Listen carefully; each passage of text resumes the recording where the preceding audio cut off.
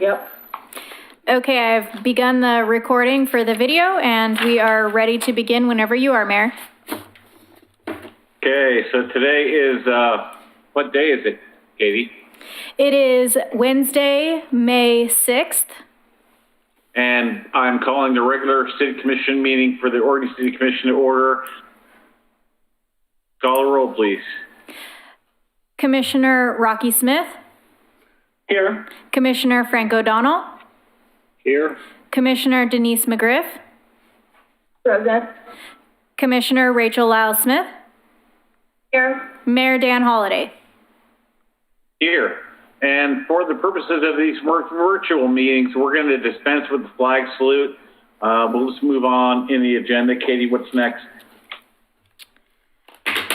Next, we have the proclamation of the Heritage Preservation for the month, and just noting that we are having the contest for the entire month. Okay, can you read that proclamation for me, please? Yes.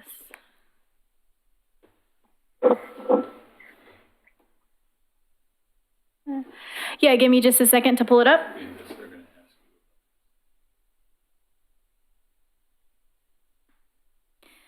Okay, Historic Preservation Month, May 2020. Whereas historic preservation is an effective tool for managing growth and sustainability development, revitalizing neighborhoods, fostering local pride and maintaining community character while enhancing livability. And whereas historic preservation is relevant for communities across the nation, both urban and rural, and for Americans of all ages, all walks of life, and all ethnic backgrounds.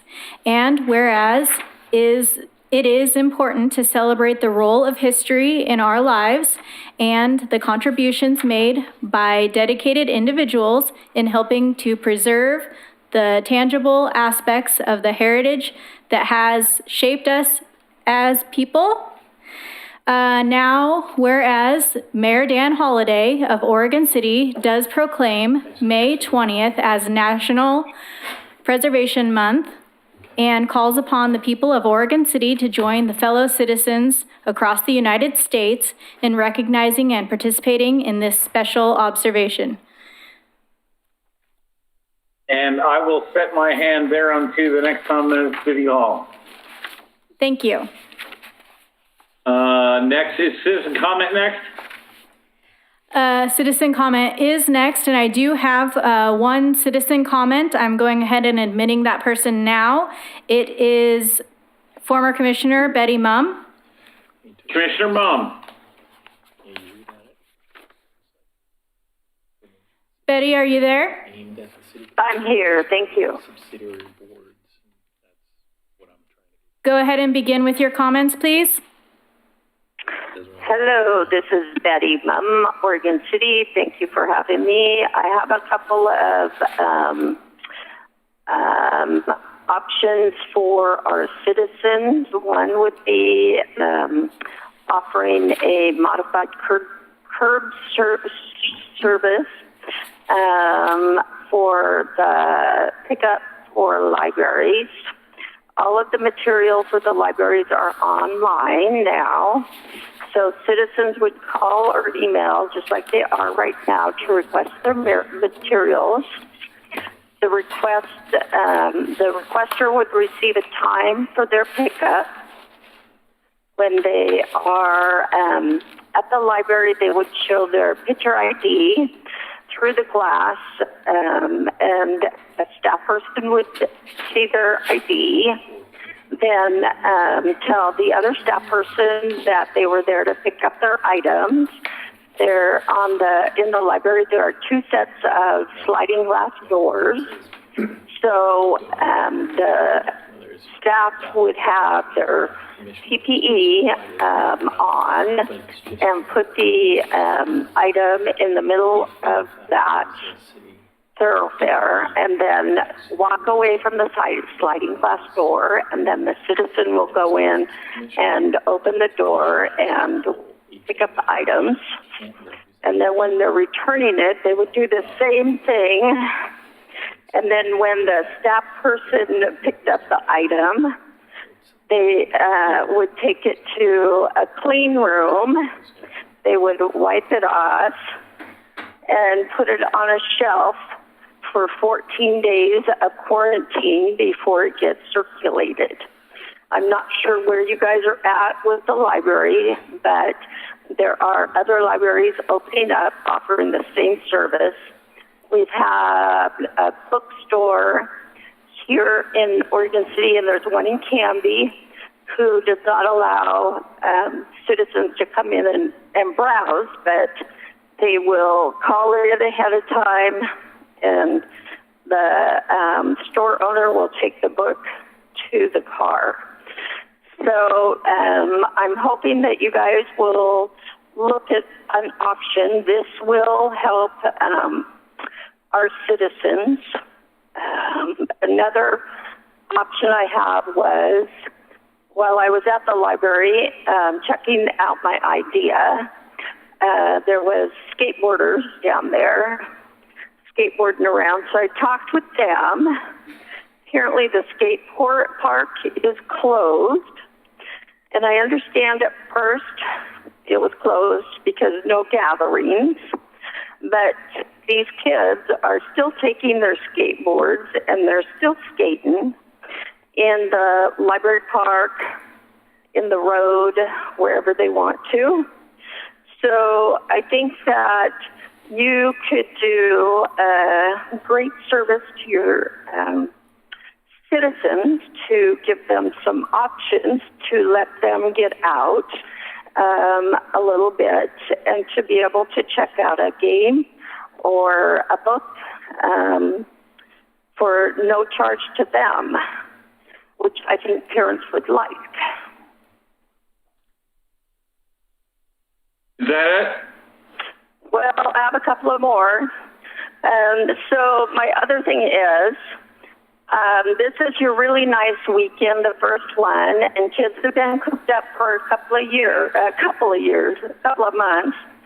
And so I would hope that you're contacting the park host to make sure that they know how to react, because some parents are going to say, I don't care, I want my kids to play on the play equipment.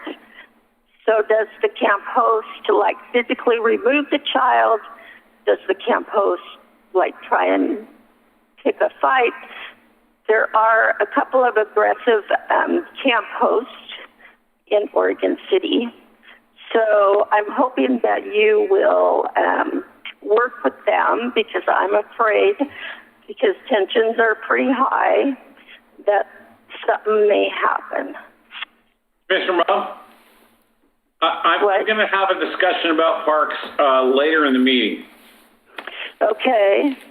My last request is that you would ask your police chief to give you current stats on domestic violence, child abuse, and suicides within Oregon City, and continue to give you those stats, because I think for the next 6-8 months, those numbers are going to be high, because people are losing their homes, and there's a lot of stress, and it's going to be nice, and there's going to be alcohol, and your chief can tell you more about how all that goes together. So that's it for me. Thank goodness. Well, I got more, but I'll hold it. No, I'm pretty sure you're over your time. The only reason you got going as long as you do is I can't see the clock. Thank God. You, Mr. Mom. Thank you. Bye. Have a good night. Thank you. Anybody else for citizen comment, Katie? No, that was it. Mr. Williams, can you give us a quick update about what you're thinking about? Yes, can you hear me? Yes. Good evening, Mayor. Good evening, Commissioners. Yes, we can hear you. Oh, great. Good evening, Mayor. Good evening, Commissioners. We have been working closely with. Can you identify yourself, please, sir? Oh, I'm sorry. Greg Williams, Library Director of the Oregon City Public Library. We have have been working closely with our colleagues in the Link Cooperative to evaluate services that libraries can offer during this time. The two main pieces of guidance that we've been operating under at the moment are the governor's executive order, as well as some supplementary guidance that was provided by the State Library of Oregon at the end of March.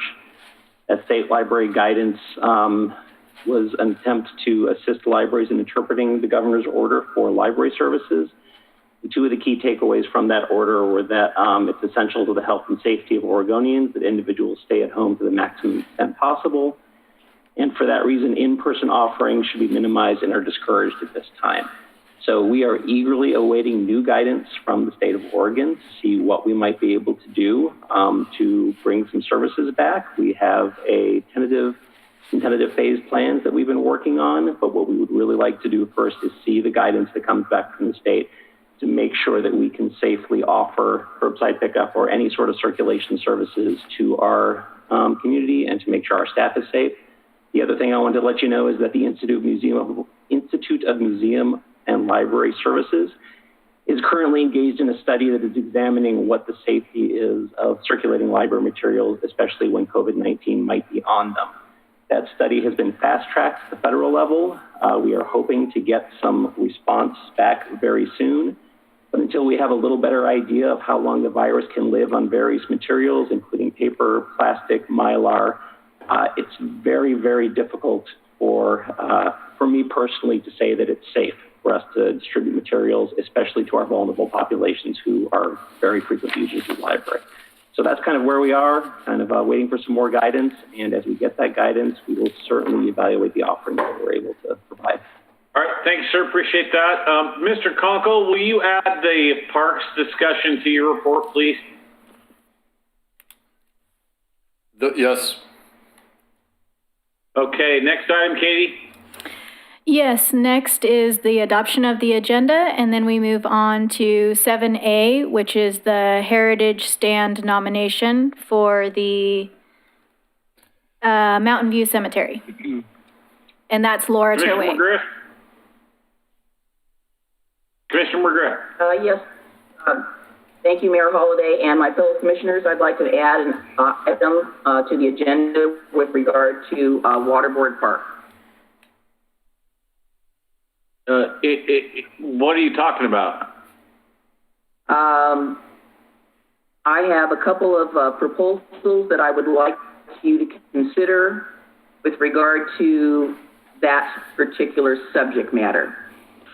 I'm not going to add that to the agenda tonight. I think you need to work with staff and bring, if you have proposals that they need to come through staff. That's not a discussion I'm really interested in opening up tonight. I do have a proposal to ask staff to do something, which is why I wanted to bring it to you all. Well, okay. Does anybody have an objection to that?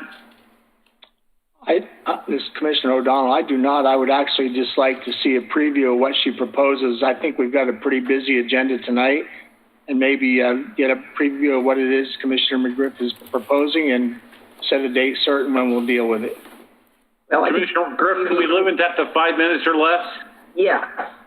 Okay, then we'll move on. I assume the agenda is okay. We'll go to 7A. I have an agenda item I'd like to add, Mr. Mayor. Go ahead, sir. Because of the amount of press this city has received recently, whether it be talk shows, hard copy, newspapers, whatever, with the consent and support of my fellow commissioners, I'd like to add an agenda item, and specifically that item would be to have a full commission discussion on the position of this city's governing body, the City Commission, the 5 people that are in attendance to this meeting tonight, to reaffirm our support to work within the recovery plan put forth by the state of Oregon, and to make clear the very limited authority of individual members of this commission. And I would like the support of fellow commissioners to have that discussion tonight. I don't have any problem with that. I'm okay with it. I'm good with that. Okay, let's move on to 7A.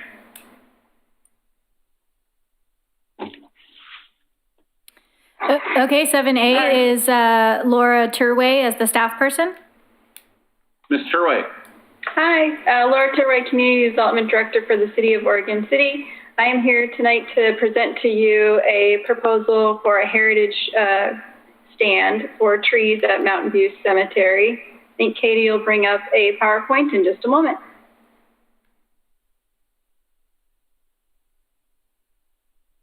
While she's bringing that up, we can talk a little bit about our heritage designation.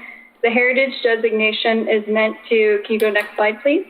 Heritage designation is something that is not required by our code, but it's a celebration of trees and their benefits to our community, particular trees of significance. It allows us to recognize and foster appreciation through this voluntary program. Next slide, please. The city received a request for nomination for 3 trees in the Mountain View Cemetery. The trees are located near the Veterans Memorial as well as the Parents of Murdered Children's Memorial. They're quite large, giant sequoias. You can see listed on the screen, they range from 69 to 130 inches DBH. The request was submitted by Dee Dahlstrud, and the trees are owned by the city on city property in the cemetery. Next slide, please. Here's a bit of a preview of each of the trees, or a closer look and of the size and the magnitude of those trees. Next slide, please. So when we're looking at trees for designation, there's a couple criteria that apply. Essentially, a tree must meet one of these 4 things listed on the screen. The code specifically identifies trees that are 12 inches or more in DBH that are giant sequoia species as significant. In this case, we have much larger species of trees that are there, so they are significant. So they provide a presence in the city as well as the size and species are of importance. So they automatically qualify for heritage trees. Next slide, please. The second criteria is they can't be listed as a nuisance species, which these are not. And then the last criteria is related to owner consent, which we don't have here since they're city-owned trees. Next slide. The proposal was commented and reviewed from a variety of people. In the proposal, there was a letter of support from Carrie Morey, who's on the Friends of Mountain View Cemetery. In addition, there was a letter of support from the Barclay Hills Neighborhood Association and the Oregon City Parks Foundation, who both recommended approval. The submittal went through our Parks and Recreation Advisory Committee, who recommended approval, as well as our Natural Resources Committee, who also recommended approval of the 3 trees. Next slide, please. With this, staff is recommending approval for this designation to be applied to these 3 trees at the Mountain View Cemetery. There's one thing I did want to clarify.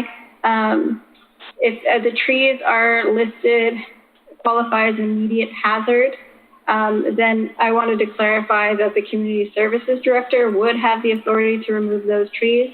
The immediate hazard is defined in our code as a tree in which 30% or more of the tree is missing or will be falling over or missing shortly thereafter. I think it's in the next 72 hours.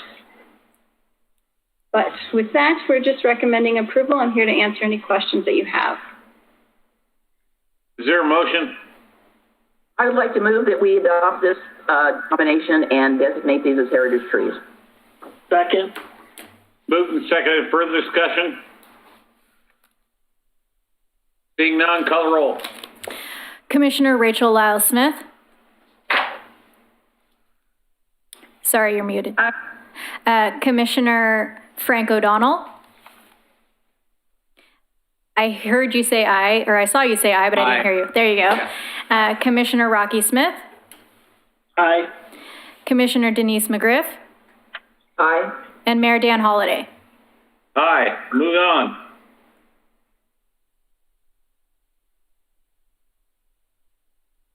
The next agenda item is agenda item 7B, and this is a contract with Kerr Construction Oregon LLC for the construction of the Molalla Avenue Streetscape project, and that will be John Lewis.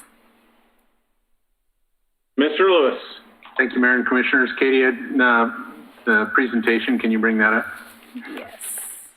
Yes, I can. And then in the meantime, I just remind you, this is an award of the bid, which would authorize the city manager to execute a contract.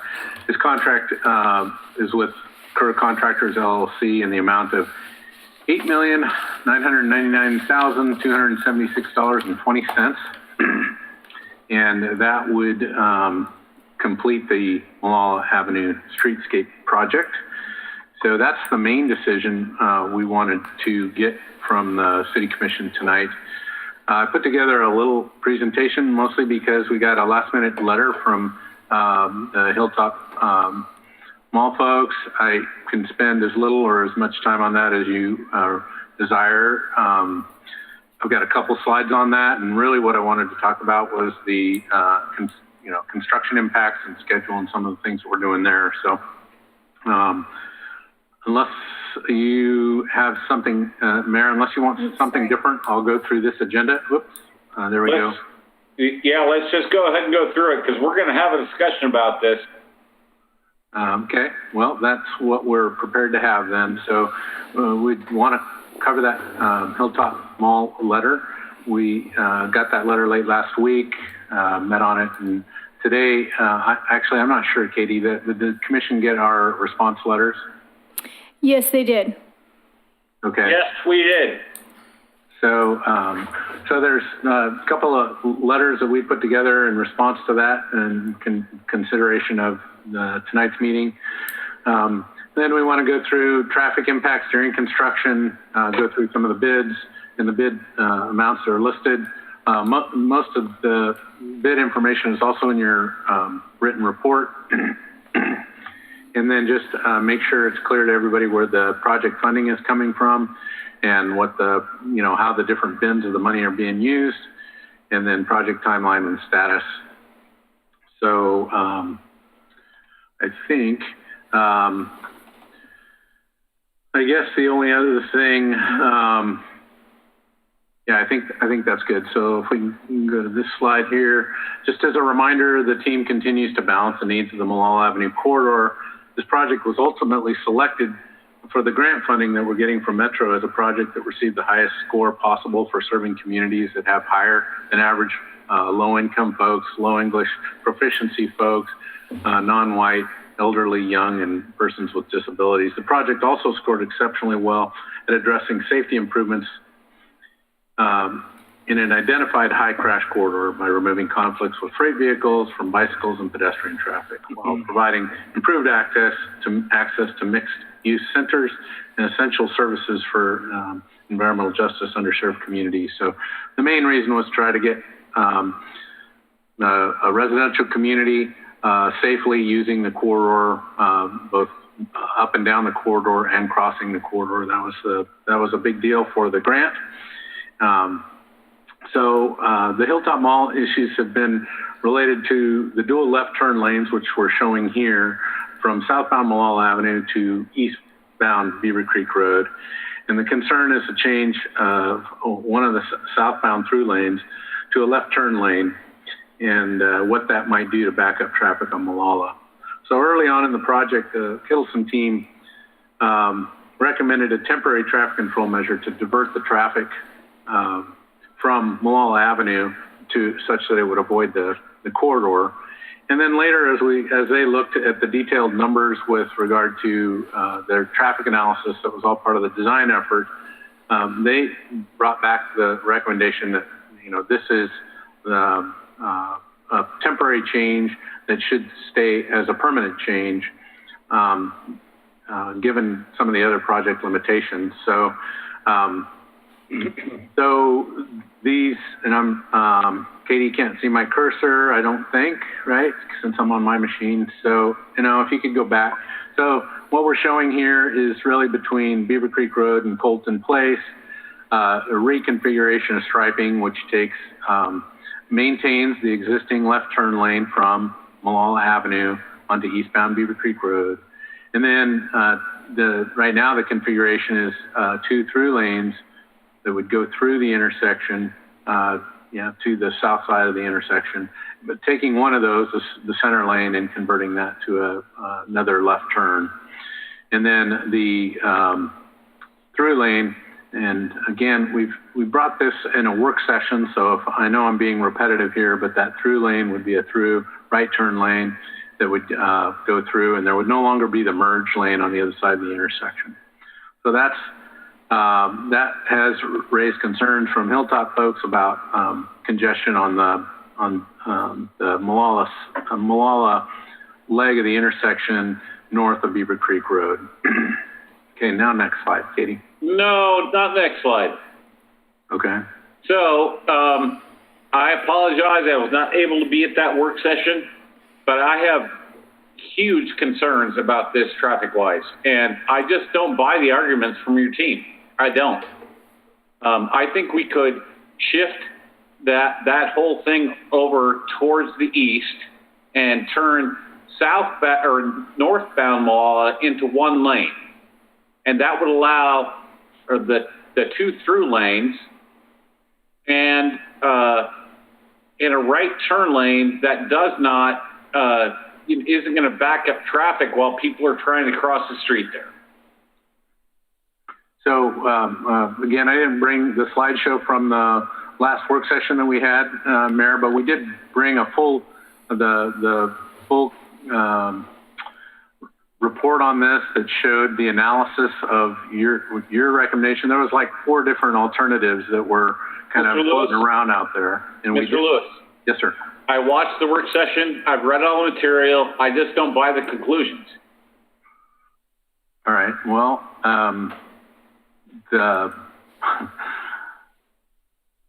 that's the best information that we have to go on. Commissioner O'Donnell?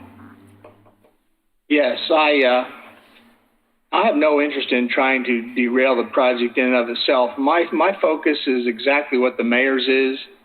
It is that area from Beaver Creek Road to Werner Milne. And I remember seeing those 4 alternative slides put before us. And the best solution to avoid the major backup that went past Colton Place and further was to do nothing, at least with the intersection for the time being. And I can't see how how staff arrived at the conclusion it did either. My thought is this is outside the purview of the project itself, but it's impacted by our attempt to manage the project. I also think the letter that we got from the Hilltop, it has some merit because part of our agreement with the state is not to impact the 213 and Beaver Creek Road area. But if I were to have my way, and I was never comfortable with this when I saw the first 4 slides, it made no sense to me how staff could recommend the solution they did when it provided the worst backup of the 4 solutions there. So I'm willing to revisit it, and I don't like the proposal as it stands. Is there anybody else that feels the way Commissioner O'Donnell and I do? I see Commissioner McGriff's hand up. Commissioner McGriff. Yes, thank you very much.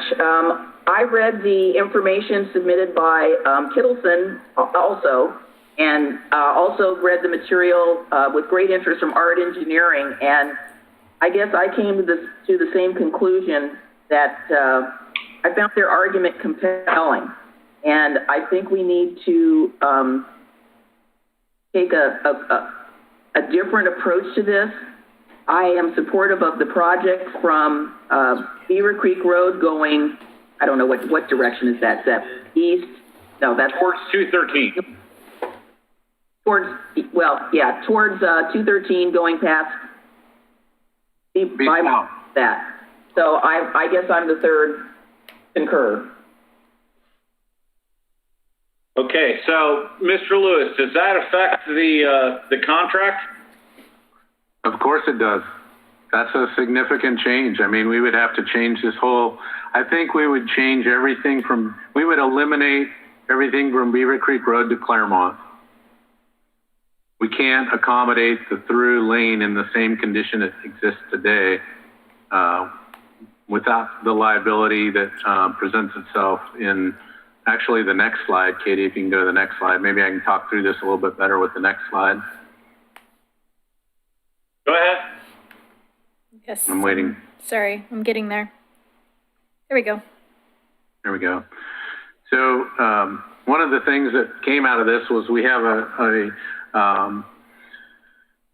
we've got, in order to implement the additional northbound turn lane, which we will also need in the future, we've reserved that through lane space for that turn lane. That's what you see highlighted in yellow here as a future turn lane. And that becomes a problem much sooner than any of the concerns that you folks are raising, in that we're going to have a lot of traffic moving towards the county campus. And in order to do this, or any really other configuration other than what we're proposing, will require a signal replacement at this intersection. So, you know, the idea of sending 2 through lanes eliminates any future potential for the right turn lane that's highlighted, or the left turn lane that's highlighted here in yellow. The other problem we have is we've never had that merge lane has always been a safety concern.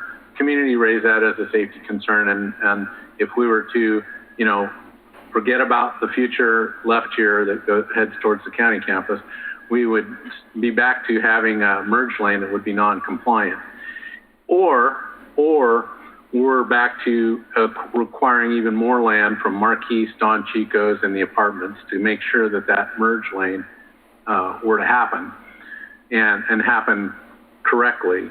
And it would really kind of mean that the merge is happening in the middle of that pedestrian crossing. And so our position has been, if we really are forced to include 2 through lanes that would then merge on the south side of the intersection, just because of the jockeying that happens there today and the jockeying that will happen there tomorrow by, you know, with vehicles that are heading southbound, you know, we might as well eliminate this end of the project, including the crosswalk, and make those, you know, allow that to stay as is, figure out what that project really looks like. That would eliminate the island in front of the driveway there, which has also been controversial. We wouldn't have a mid-block crosswalk there. We would just start our improvements at Claremont. And there, at that location, we have no real lane configuration changes. We just have signal replacements. And, you know, we could do that, but I'm telling you, that's such a big change. We would want to back off, repackage the bid document. We wouldn't want to try and negotiate something like that as change order. And, you know, that would be, yeah, you know, I think we'd face a year delay. We'd probably work with Metro. Hopefully they would extend that funding period for us. But, you know, we've analyzed this, and, you know, I mean, we've got a very good team. The information that was provided in the hard letter was compelling to me too when I first read it, until I realized, well, wait a minute, he's not doing an apples to apples comparison here. He's focused pretty squarely on, you know, the needs of a particular property owner. The problems at Beaver Creek and 213 are well documented.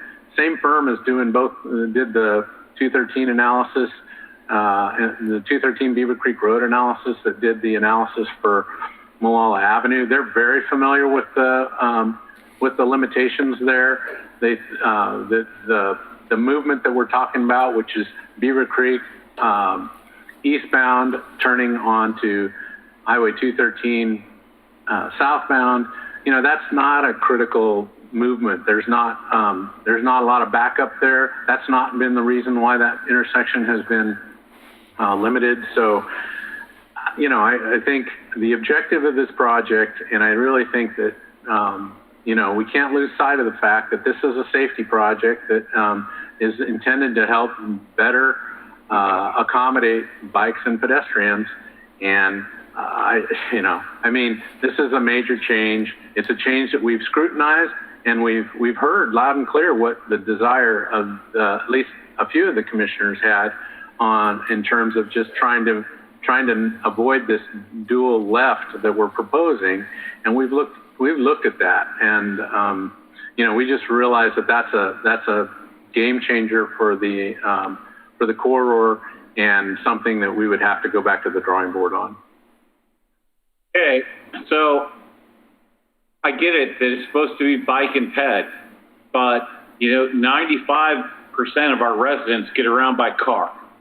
And when we saw what happened at AFC when we closed one lane to deal with that intersection, it backed up traffic all the way down to Main Street pretty much. So I'm of the opinion that we need to go back to the drawing board on this intersection. If we need to take out the piece from Beaver Road to Claremont, I'm fine with that. So the only thing I will say is AFC is not an exact, is nothing near the solution that we're proposing here. AFC had, for one, the way that was done, I agree, had some challenges to it. It was a last minute change that we needed to incorporate for that developer, and I would do it differently today. But as it stands, that configuration is nothing like what we're proposing here. This is going to be done in a much more clear manner for the driver. AFC really only had one choice, and in this case, they're going to have multiple choices. So it's different scenario. They shouldn't be compared. I think the bike peds and traffic of today, we've got a lot of users on that corridor that are both pedestrians and bicyclists, and we're going to see more in the future. And we're going to see a lot of driving traffic along that corridor too, with or without the dual left turn lanes. We're going to see a lot of traffic along there. So, we do need to recognize that the future of traffic in Oregon City is going to change. It may go down. We may see these numbers. Mr. Lewis? Yes. Okay. We've heard your arguments. Commissioner Lyle Smith? Yes, Mayor.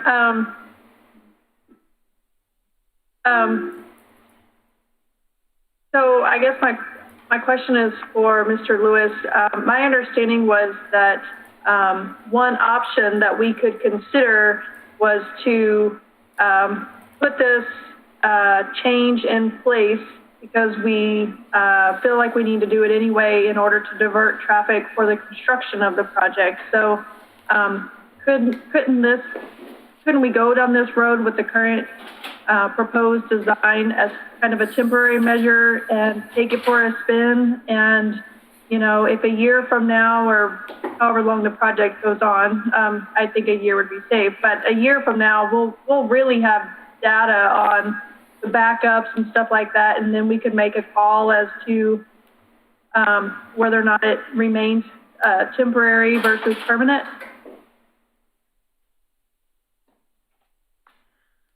So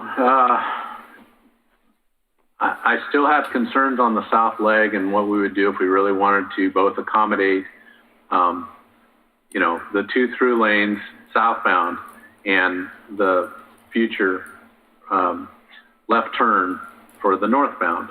And we do know that we need to look at this intersection very, very closely and follow that data and figure out, when is the right time to make a full signal improvement change at this intersection. But I still think that if we really want to do it right and include 2 through lanes that merge somewhere on the south side of Beaver Creek Road, that we need to look at frontage taking for Marquis, Don Chico, and the apartment complex. So, Mr. Lyle Smith, does that conclude your question? No.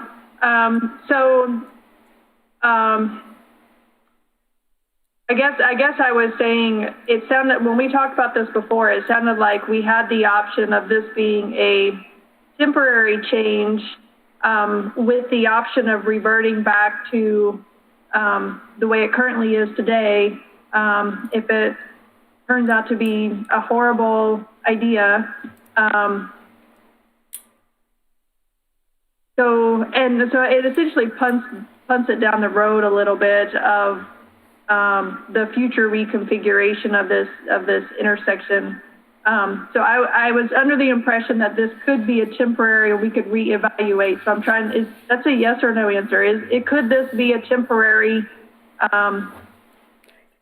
solution for the construction and we revisit after we have some some data on the backups and how it functions at a little bit later date.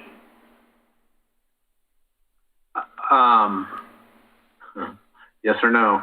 I guess there's always an opportunity to reconfigure at some cost. So I would say yes.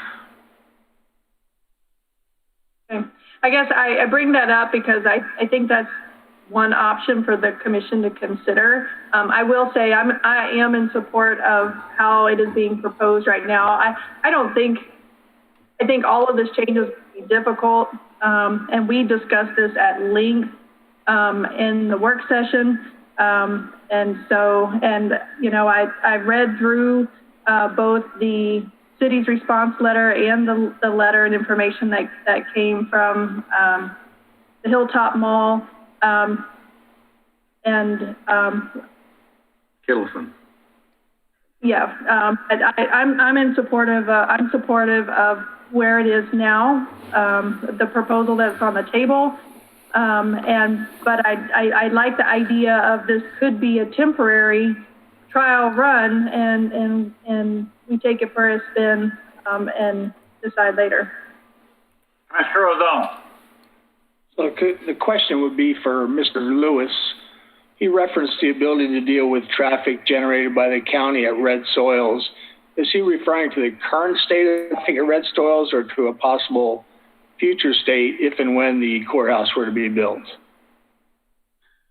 So it's the addition of the left turn lane, the area that's highlighted, is really projected to happen in I want to say 2027 or 8. It's not based on any specific build. It's more just based on continuous progression of growth.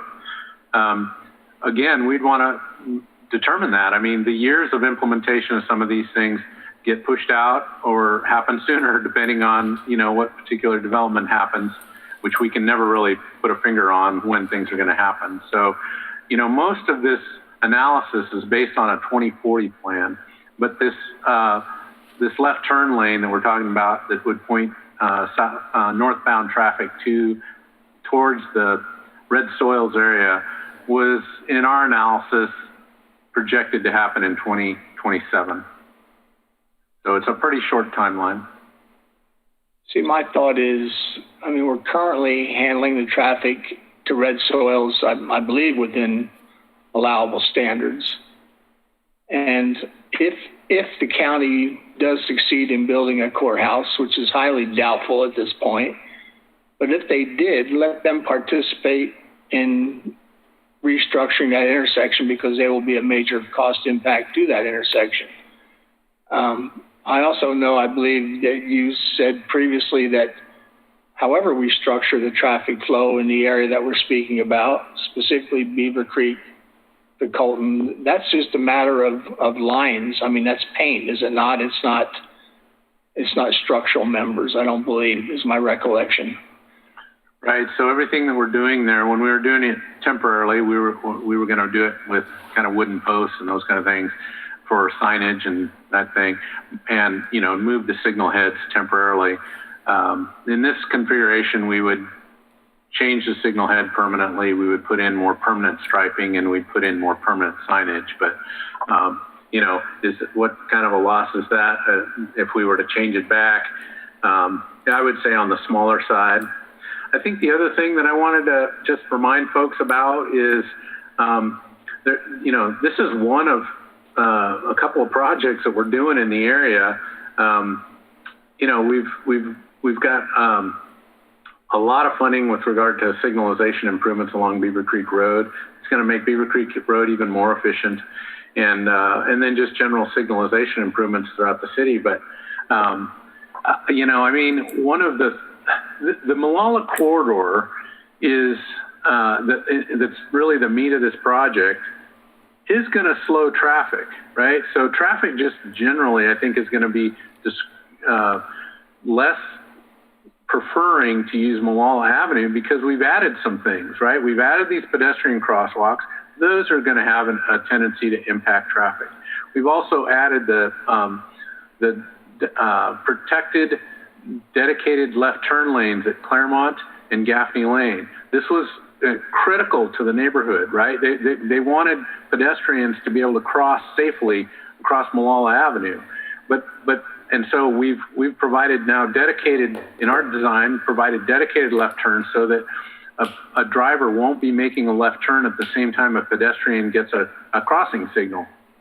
And that is a key safety improvement, but it has an impact on the efficiency at which cars move through those intersections. So, that combined with, we're going to see a 25 mile per hour marked speed limit along Molalla Avenue.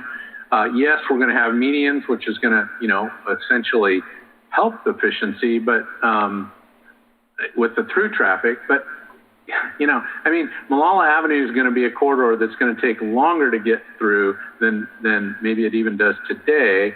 And just because of that fact, we're going to see folks using this other alternative route. And I really think, we've got 9 bids on this project, and the bids were well within the engineer's estimate. Mr. Lewis?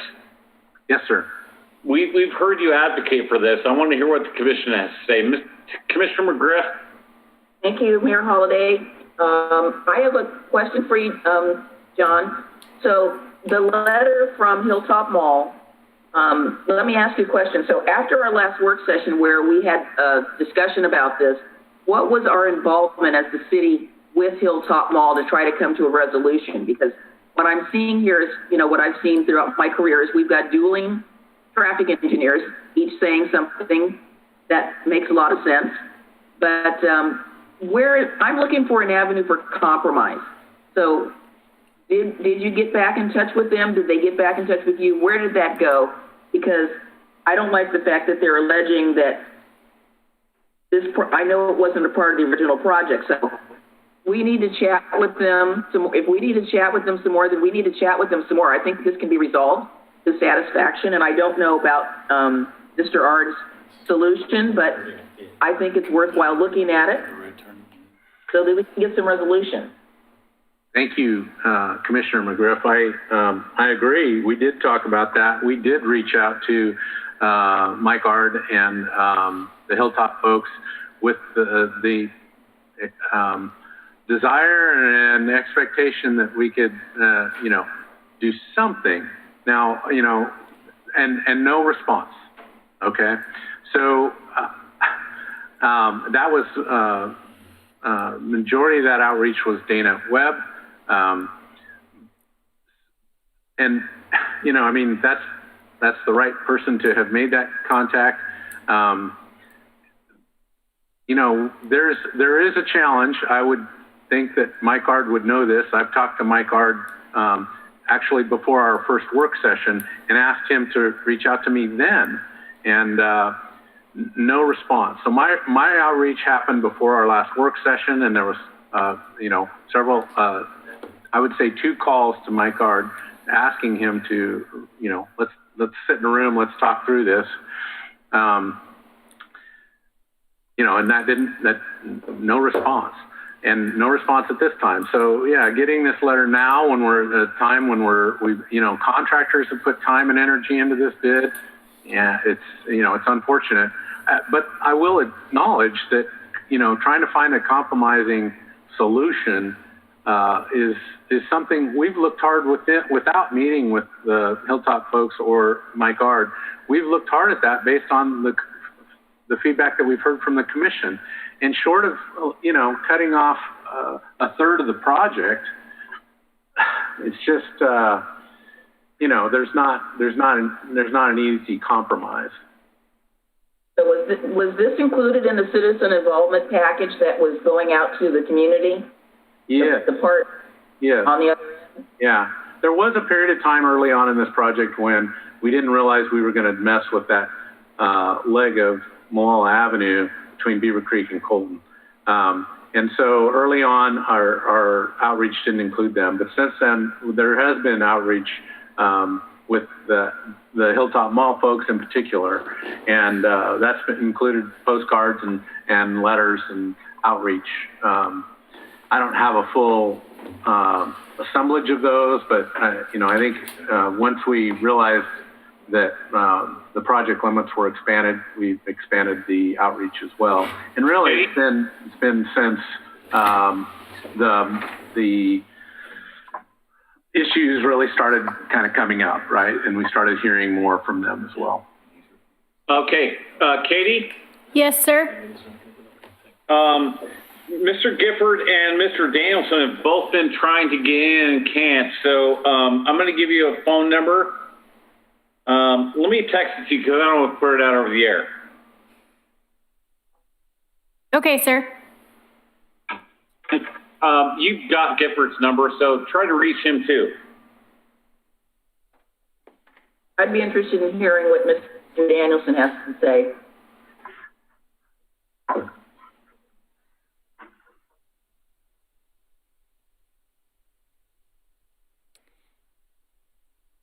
In the meantime, did you want to go move forward with the presentation or no? Just stand by a second. He's done.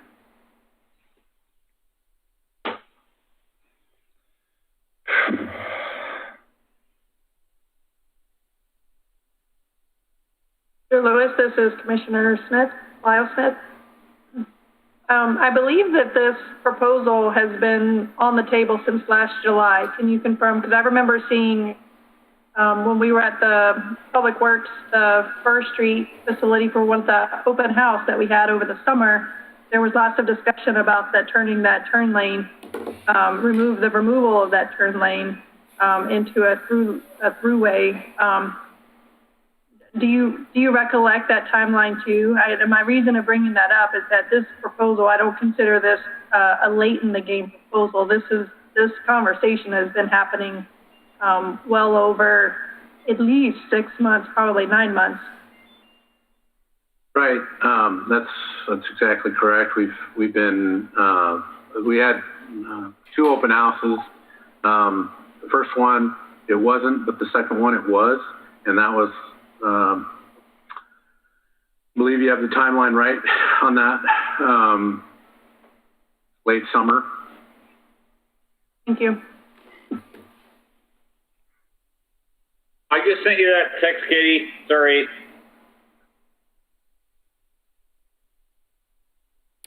Okay, if you give me a minute, I will try to dial this phone number.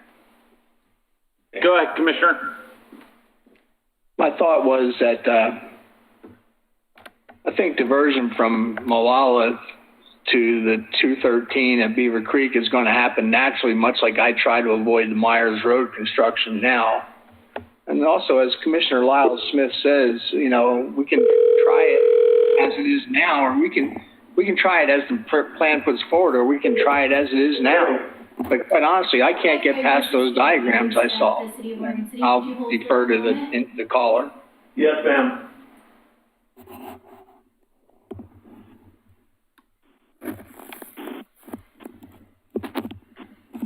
We'll stand by while Katie connects. Okay, I have Craig Danielson on the phone. Mr. Danielson, would you identify yourself for the record, please? Craig Danielson, business person, Oregon City, Oregon. Thank you, sir. Go ahead.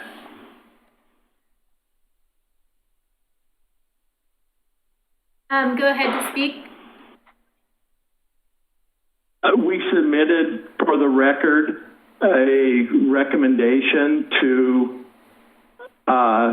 not make any changes to the north side of the intersection of Molalla Avenue and Beaver Creek Road.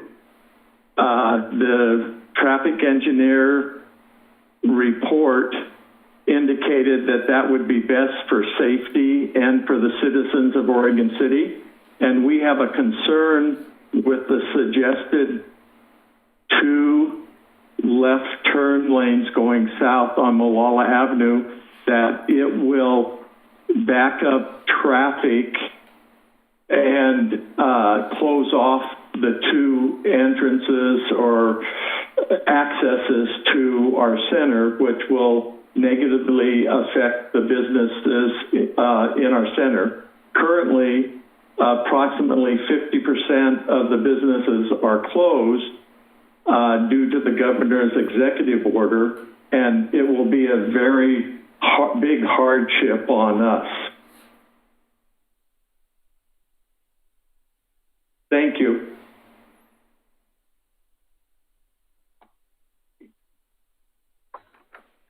Hello?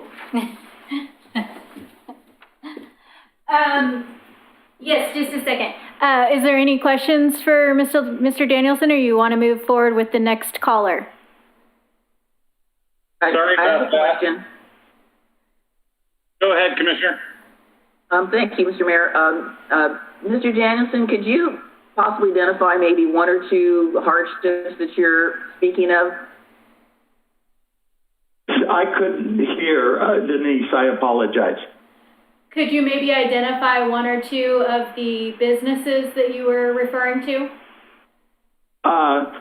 For example, Regal Cinema is closed, as you know, and they have approximately 600 theaters in the United States, and they had to lay off 24,000 people, if that's what you mean. Or, for an example, if the entrances are blocked, we believe that people will turn onto Colton Place at the light and cut through on our private road in front of Safeway, which would be a safety issue, to get to Danielson's Drive to get back onto Beaver Creek Road and avoid that intersection, if that's what you're asking. Then the Public Works Director, as you know, at the work session a few months ago, suggested that he would have the City of Oregon City condemn our property. And as you know, when you're today, U.S. Bank, their lobby is closed. And if you go by there, you'll see a number of people lined up to go through their drive-up windows. And the Public Works Director suggested condemning the property and taking away that drive-up windows, which would be devastating to that business, if that's what you're asking. Yes.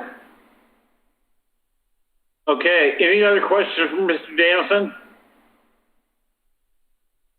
Seeing none, thank you, sir. Again, if I could have one final thing, the best would be to do nothing and with the north side. And we're concerned about that. In addition, we're concerned about the expansion of the Molalla Streetscape, because there was no, in my opinion, public outreach or contact to us about the major changes.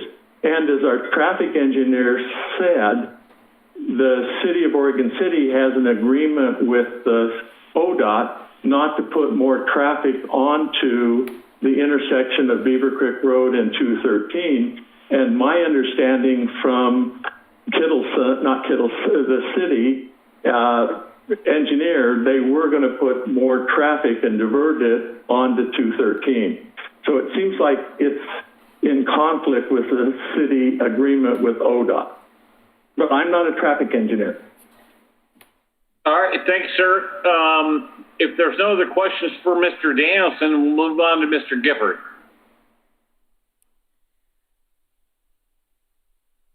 Mr. Gifford. Hold on. Okay, so I'm going to hang up with Mr. Danielson, and I'm going to call Mr. Gifford. Hold on one moment, please. All right, we'll stand by.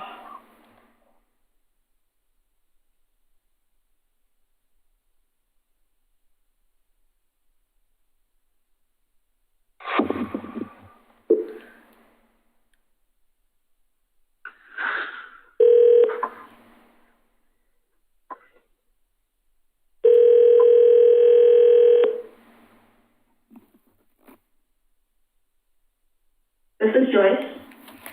Hi, Joyce. I'm sorry. I got your number. Is William available? Oh, yeah, the phones are forwarded to my cell phone. Just a minute. Here it is.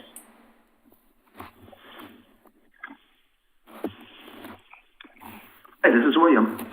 Hi, William. This is Katie Riggs with the City of Oregon City, and I understand you would like to make a comment. If you could please begin by stating your first and last name and city of residency for the record, and then you may begin. Welcome, Father Time.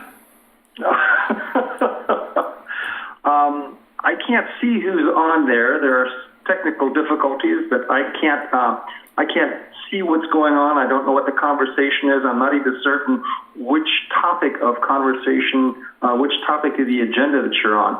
Oh, this is William Gifford. I'm a resident of Oregon City. I don't know what's going on. We're on the Beaver Creek Road improvement project. So we are on the Molalla Avenue Streetscape project along Beaver Creek Road.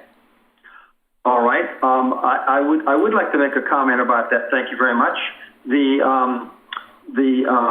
I am in full support of this project. This is something that I worked on, that a lot of us worked on to get the money for the grants. This is something that the city desperately needs to get this done, and I'm glad that we can do that even during these difficult times. I hate that phrase, but the fact that we can do construction, that's great. The only issue that I have with it is that I think that there was some misjudgment in a little mission creep in moving to the north side of Beaver Creek, which was not in the original plan. The idea of putting 2 left turn lanes has 2 issues with it. One is additional traffic down Beaver Creek onto one of the busiest and most congested intersections in the state, and I understand that one position is that that most of the traffic that will be directed down there is expected to turn right, so that's a minimal impact supposedly on that intersection, but I contend that most people will not want to drive an extra half a mile to go around an intersection when a lot of people do other things on their way down Molalla. Secondly, is that by not having that right turn lane now, chances are going to be that we're going to be needing it later when the courthouse has their facility built, and to try to create a right turn lane there later is going to be very, very expensive. The biggest question that I have is, why can't we just leave it the way it is? And I haven't seen that as an option, and I really suggest that we look at that more carefully and say, what if we just don't do that right now? Thank you, Mr. Gifford. Do you have anything else on the agenda that you want to talk about tonight? Because apparently we're having technical difficulties. It's difficult for me to have comments about all of the things because I haven't looked at the rest of the agenda in detail, but I know that there is the issue of opening up parks, and businesses need to find some way of carefully reopening. And I'll say this as one of the directors of the Oregon City Business Alliance. We need to find some fair and equitable way to level the playing field, if nothing else. The fact that people can go into Fred Meyer's and buy clothing, but they can't go into a clothing store and buy clothing. Something's wrong with that system. And I certainly hope that things are being looked at with a positive attitude towards let's get some businesses going, remembering that we all have to remain safe and we all have to stay within scientific guidelines of health, safety, and distancing. But there needs to be some reasonability applied to that. Thanks, sir. Anybody have any questions for Mr. Gifford before we move on? I do. Commissioner Smith. So my question is, were you referring to the cars that are heading towards 213 that are diverted from Molalla? Were you referring to them taking a right once they got to 213, going up towards the college in Molalla? That's my understanding of why the engineers are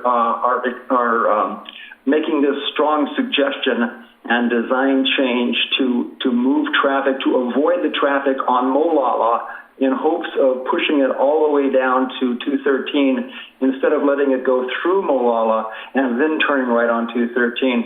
When the city did their projections as to their 4 options, the worst case scenario happened to be the one that they suggested. The worst case scenario at Beaver Creek and Molalla puts the longest congestion if they make their two left turn lanes and only leave one through lane. The difficulty with that is, and when I questioned that, they said, well, that's because it has the least impact on the 213 and Molalla intersection, but we never saw any statistics about that.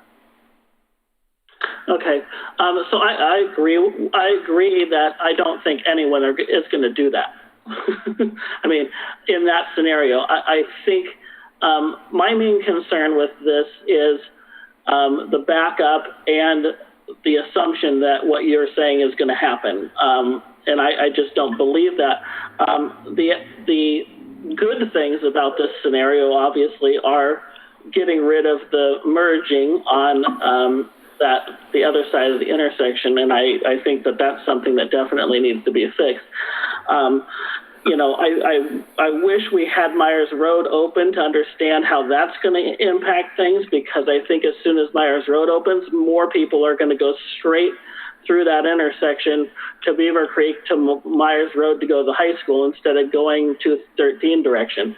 So I think that's a big question too. I want to ask a question to John, just to clarify. When you were answering the mayor's question about delays or commenting about delays, that delay that you talked about is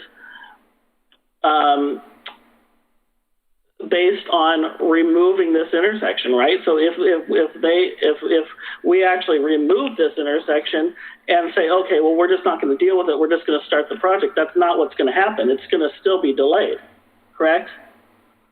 You mean the construction of the project, those kind of delays versus vehicles driving through this? I mean project delays in terms of construction. Thank you. Yeah, so, I mean, obviously taking a bid and kind of deciding at this timeline to eliminate, let's just say, Claremont to Beaver Creek Road, you know, that would be changing the bid package, all the estimated quantities. You know, it would be, we've been trying to target this summer for starting this summer, because we know we need 2 summers, right, for this project to be completed on time. We delayed because of the last same topics, but you know, we wanted to get that in front of it. We were okay then. I think we delay this again, and we're just gonna miss that opportunity, because it'll be a rebid, and you know, we'll have to figure out a timeline that would work. And I'm not even sure. I mean, you know, the grant that we got was again based on providing this pedestrian crossing activity that happens in kind of groups. So, you know, there's a nice division between intersection to intersection on this crosswalk, and then we've got a couple intersections, and then we got a couple other crosswalks. So they wanted the 3 crosswalks, and this crosswalk right here was the one that our long-range plans actually most justified. All the transit plans suggested that we really needed this. We see a lot of the pedestrian activity happening right here illegally. So yeah, it would be unfortunate change. I just, you know, and again, I'd love to tell you right now, okay, we could do something a little different. Man, we've talked through that so many times with our group, our consultant team. They had some issues with, you know, accepting the liability for, you know, it's one thing to have a merge lane that's been like that for a long time, but not being part of the design. It's another thing when you are placing your engineer stamp on that design, and then all of a sudden you've got liability for that. So that first accident that happens there with regard to a merge, yeah, or at worse, we have a merge lane that ends in a pedestrian crossing, and then a pedestrian gets hit. You know, that there's a direct line between the engineer who stamped those plans and that responsibility. And I don't think they're going to relinquish that liability. It would require the commission to make a motion to accept that liability, and I suppose that could happen. You know, hang on. Bill? Yes. What was that all about?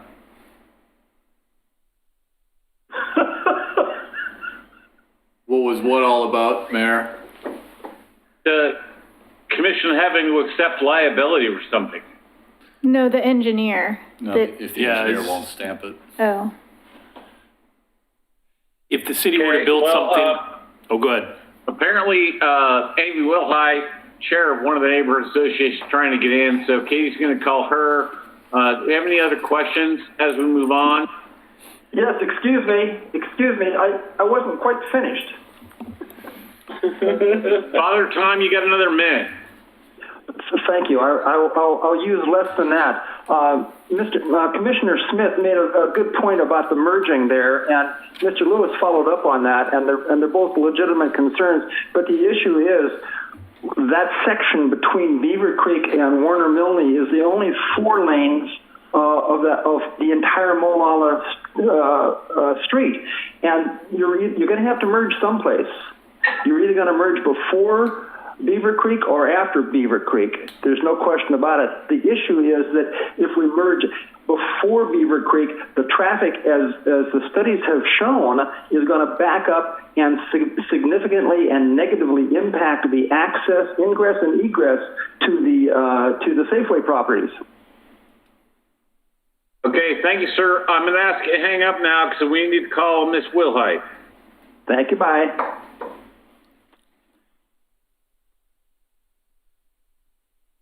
So while we do that and wait for Miss Wilhite to get on the line, does anybody have anything else further before we move on? Yes. What? I have a question. Go ahead. Mr. Lewis, we continue to be talking about how this area was inappropriately added to the project, and I'm wondering if you can address that. Why it was added, why folks feel it was added. It's can you address that topic?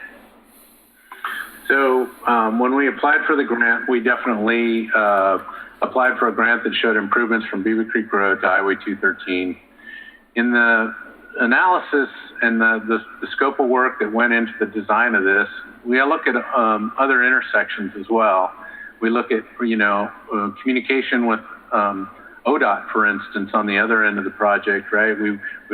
Our preference would have been to go all the way to the ODOT curb returns, but in talking to them, and the fact that was going to trigger improvements in terms of signal replacements, kind of like what we've been drug into with the Myers Road project, we decided to pull our project limits back, right? So that we would avoid the improvements to the 213 Molalla Avenue signal and,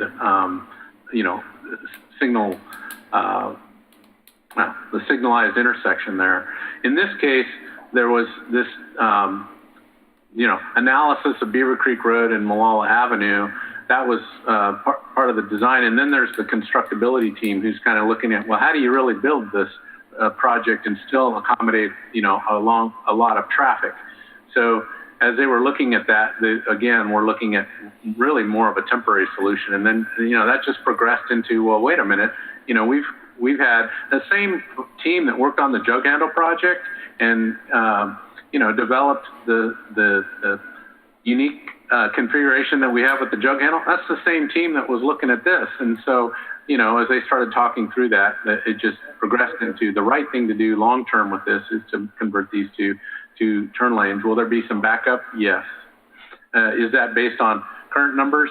My recollection is no, it was based on 2040 numbers. So, the feeling was we've got some, we're going to have to keep a close eye on this project. And by the way, we need to do something with this intersection in a few years anyway because of the growth near the red soils area.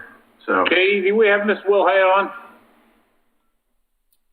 I apologize. I was waiting for John Lewis to finish. I will go ahead and dial now.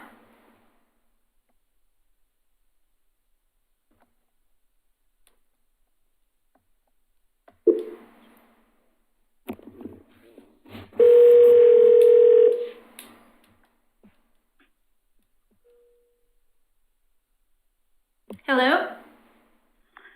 Hi, this is Amy Wilhite. Hi, Amy. This is Katie Riggs with the City of Oregon City, and you are on live with the commission. If you could please just begin by stating your first and last name for the record.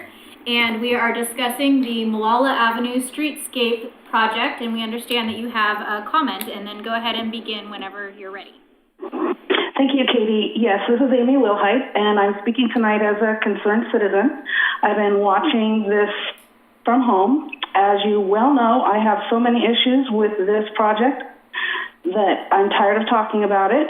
But what I wanted to do, and I'm sure this will be a surprise to John, but I wanted to call in and make a comment on his behalf that this is not a new topic. This whole thing with the light and the intersection at Molalla and 213 was brought up from almost the get-go. When they came to our neighborhood in January of last year, I think is when they hadn't really talked about it, and the next time it came up, we were shocked, but then they brought it up, and I know for a fact it's been on the plan since both of the open house. So I'm really surprised that here we are once again at the last minute with people wanting to add in comments when they had ample opportunity before. And so even though the whole rest of the project makes me angry, this particular topic, I'm on John's side. This has been, it's not his fault, and I don't see why it's all of a sudden being discussed. Okay, thank you. Anything else? Nope, that's it, Mayor. Questions for Ms. Wilhite? Okay, thank you. Then we'll move on. I think that finishes public comment. Is there a motion? Mayor, can I say one thing? Mr. Lewis, briefly. A lot of work's gone into this, a lot of community involvement. There's a lot of good this project brings. Recognizing that if we make a change order and turn this into a change order, we're in a pretty weak position to negotiate that change order, but we will do our best to negotiate that change order. I'd rather have a decision that awards the contract tonight. And if this commission feels like they want to do something different here, we will we'll talk through that more and have try to figure out what that looks like with the contractor. But I'd really rather not push this off for a year. I'm sure you wouldn't, but I disagree with you. My opinion is I think we need to put this on pause, go back and look at eliminating that section from Claremont to Molalla until we, have a consensus on the commission about what we need to do about it. So I could be outvoted tonight. That's okay too, but let's hear a motion.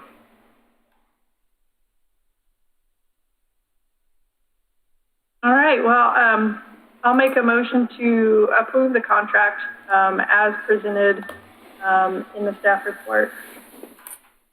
And I will second that. Further discussion?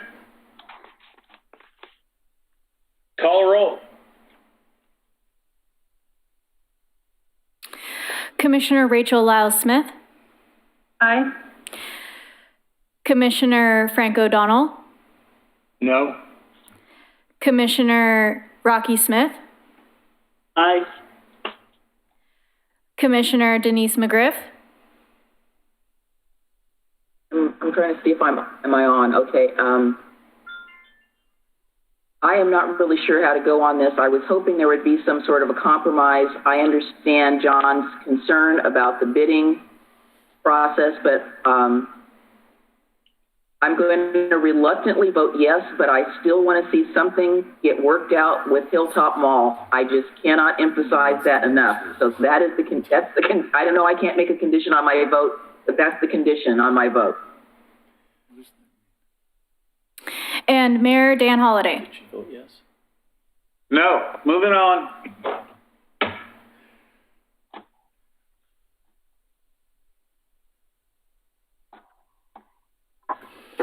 Okay, so that brings us to agenda item 7C, which is the public improvement contract for the construction of the Tyrone S. Woods Memorial Park, and that will be Don Robertson, and he is on with us. Okay, stand by one. Does anybody need to take a break?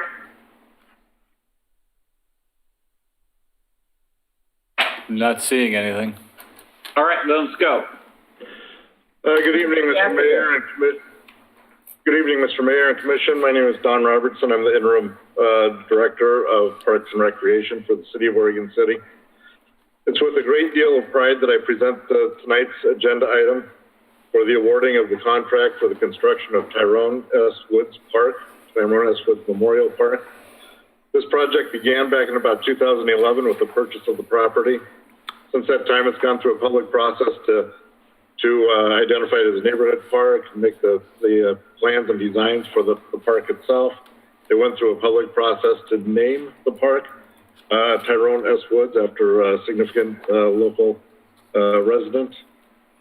On April 14th of this year, we received bids. I believe we received about 7 of those bids. The apparent low bidder at the time was Lee Contractors. When we announced the bid totals, Lee Contractors was a little bit surprised and shocked. They had made a rather significant error on their bid proposal and immediately requested withdrawal of their bid proposal or a modification to their bid proposal, which would have increased the price considerably. Because they had already seen what all the bids were, we allowed them to withdraw their bid proposal. As a result of that, Tappaney Incorporated contractor is the new apparent low bidder. Their base bid was $2,037,000 for the project. Base bid included all the walkways, the lawns, the sidewalk and half-street improvements, the plantings, the utilities, the dog park, and wetland improvements throughout the park. We also included as add alternates picnic shelter, restroom, additional drainage under the dog park to help keep it from becoming too muddy too quickly on a seasonal basis. And then again, a playground to be added into that. The total cost of the project comes to $2,603,000. The funding for this, approximately $2.1 million of it is coming from our systems development charges, and then a slightly less than $500,000 is coming from a local government grant through State Parks and Recreation. I'd be happy to try and answer any questions you may have on this, but I do recommend approving the contract in the amount of $2,603,000 to Tappaney to begin work at Tyrone S. Woods. I'm hoping that we can get a properly socially distanced groundbreaking organized to allow the celebration of this park moving forward to begin. And with that, I'm happy to answer any questions you may have. So we have, I see at least one public comment before we move on. Okay, so now I see it's Wyatt, but Planning Commission Chair Mike Mitchell is on the line. Commissioners, this is Mike Mitchell. Good evening, Mr. Mayor and Commissioners. My name is Mike Mitchell. I'm an Oregon City resident. Thank you for the opportunity to speak. I'd just like to urge strongly your approval of both the base contract and the 4 additions as recommended by staff. I had the opportunity as a member of both the Parks and Recreation Advisory Committee and on the board of the Caulfield Neighborhood Associations to take and be a part of the public planning on this park since the first time we met under a tent on the park site, which was way too many years ago. We all know this has taken way too long to get moving forward. And it's still going to be the only park that we have east of 213. So I strongly urge you to go forward tonight. Concerning the staff recommendations, I hope you'll go with those too, the additions. The shelter, the restrooms, and the playground are going to make that a much more complete park. And I think it's important that we do it now because we need to realize that the idea of looping back with a phase 2 and adding those is going to be years and years away, given our funding. You can look at Wesley Lynn Park and the fact that we've never finished that park out in its later phases as an example of where we would be. So I'd strongly encourage you to go with those recommendations as well. And the dog park drainage makes perfect sense. I think we've been talking about dog park for so many years. I think we're all going to be surprised at how heavy the use is at that park, and anything we can do to make it more usable more of the year would be terrific. So with that, I just strongly urge your approval of the base contract and the 4 recommendations added by staff. Thank you. Any questions for Mr. Mitchell? Oh. Okay. Thank you, Commissioner. Appreciate it. Thank you. Mr. Parno. He's just here for support, Mr. Mayor. If there are... I have a question, Mr. Parno. Oh, sorry. Okay.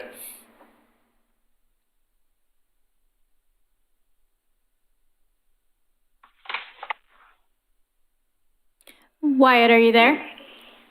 Yes. Thank you, Mayor Holliday. There might have been a misunderstanding. I didn't have a question. No, I have a question for you, sir. Oh, okay. Thank you, Mayor. The difference between the base bid and the added alternatives, do we have a way to pay for that? If we're talking within the transportation fund, I'd have to get back to you on that, Your Honor. Because of the impacts with the COVID virus on gas taxes and so forth, we can do some research and get back to the commission. Sorry, Wyatt. Yeah, go ahead, Don. One time, please. I'm sorry. Maybe you can clarify for me. I apologize for that. Sorry, Mr. Robertson. Yeah. Oh, on the park. Yes, Your Honor, we do. I'm sorry, I was stuck on that riveting discussion that we had prior on the transportation project. Yes, we do for the parks. We've talked about that. Mr. Roberts and I have discussed that for an upcoming budget adjustment as well. All right, try to keep up. Thank you. Thank you. Bye. Discussion. Commissioner McGrath. Yes, thank you. I'm sorry. I'm just chuckling a little bit. I want to thank Mr. Robertson for this very thorough report. The thing that I would say with regard to Mr. Mitchell's comment is that I appreciate the fact that it was a very thorough process. Maybe it didn't get done as fast as people wanted it, but it is what it is. And it's better now because the time was taken to look at this even more thoroughly and get those other items in. And I support this project. Commissioner Lyle-Smith. Yes, my question, I think, was maybe similar to yours about the budget.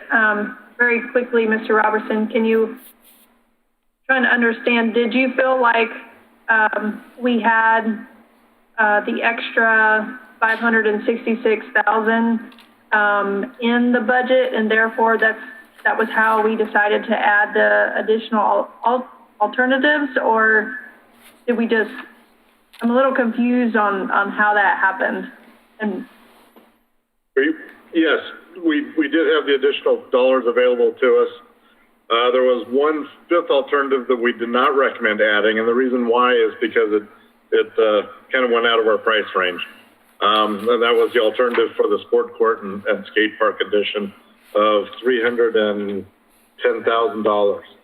My feeling with that was it just stretched us too far.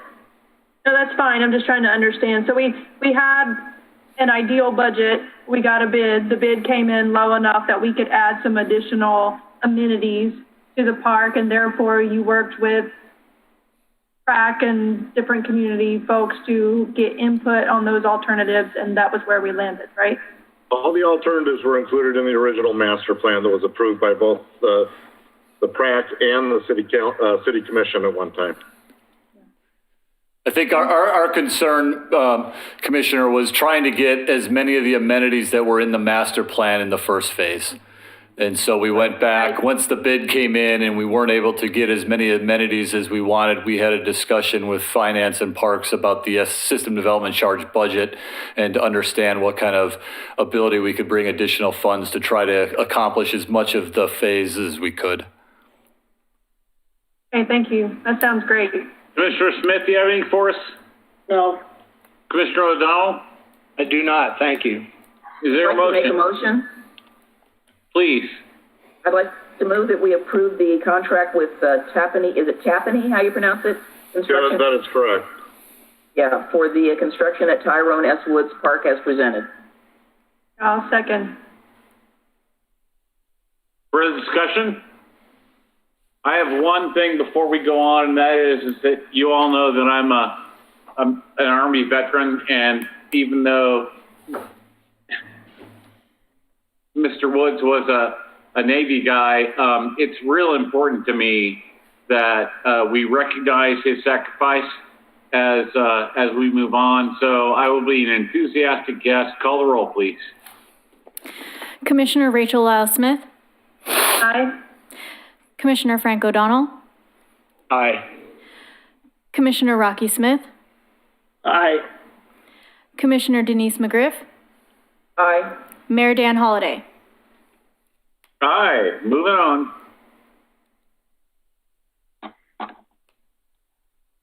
So we are on to agenda item 7D, and that's the Regional Wastewater System Cooperative Intergovernmental Agreement, and that would be City Manager Tony Conkle. Evening, Mayor and Commissioners. So tonight, bringing forward the Water Environmental Services, or WES, is the regional wastewater service provider in Clackamas County.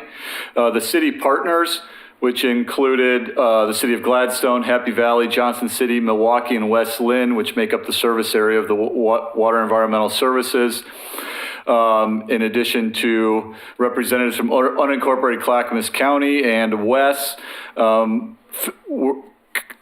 participated in a regional conversation concerning representation and decision-making that was facilitated by Oregon Consensus.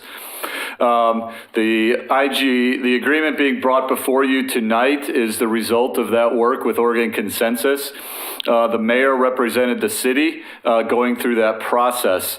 Out of that process, some of the highlights included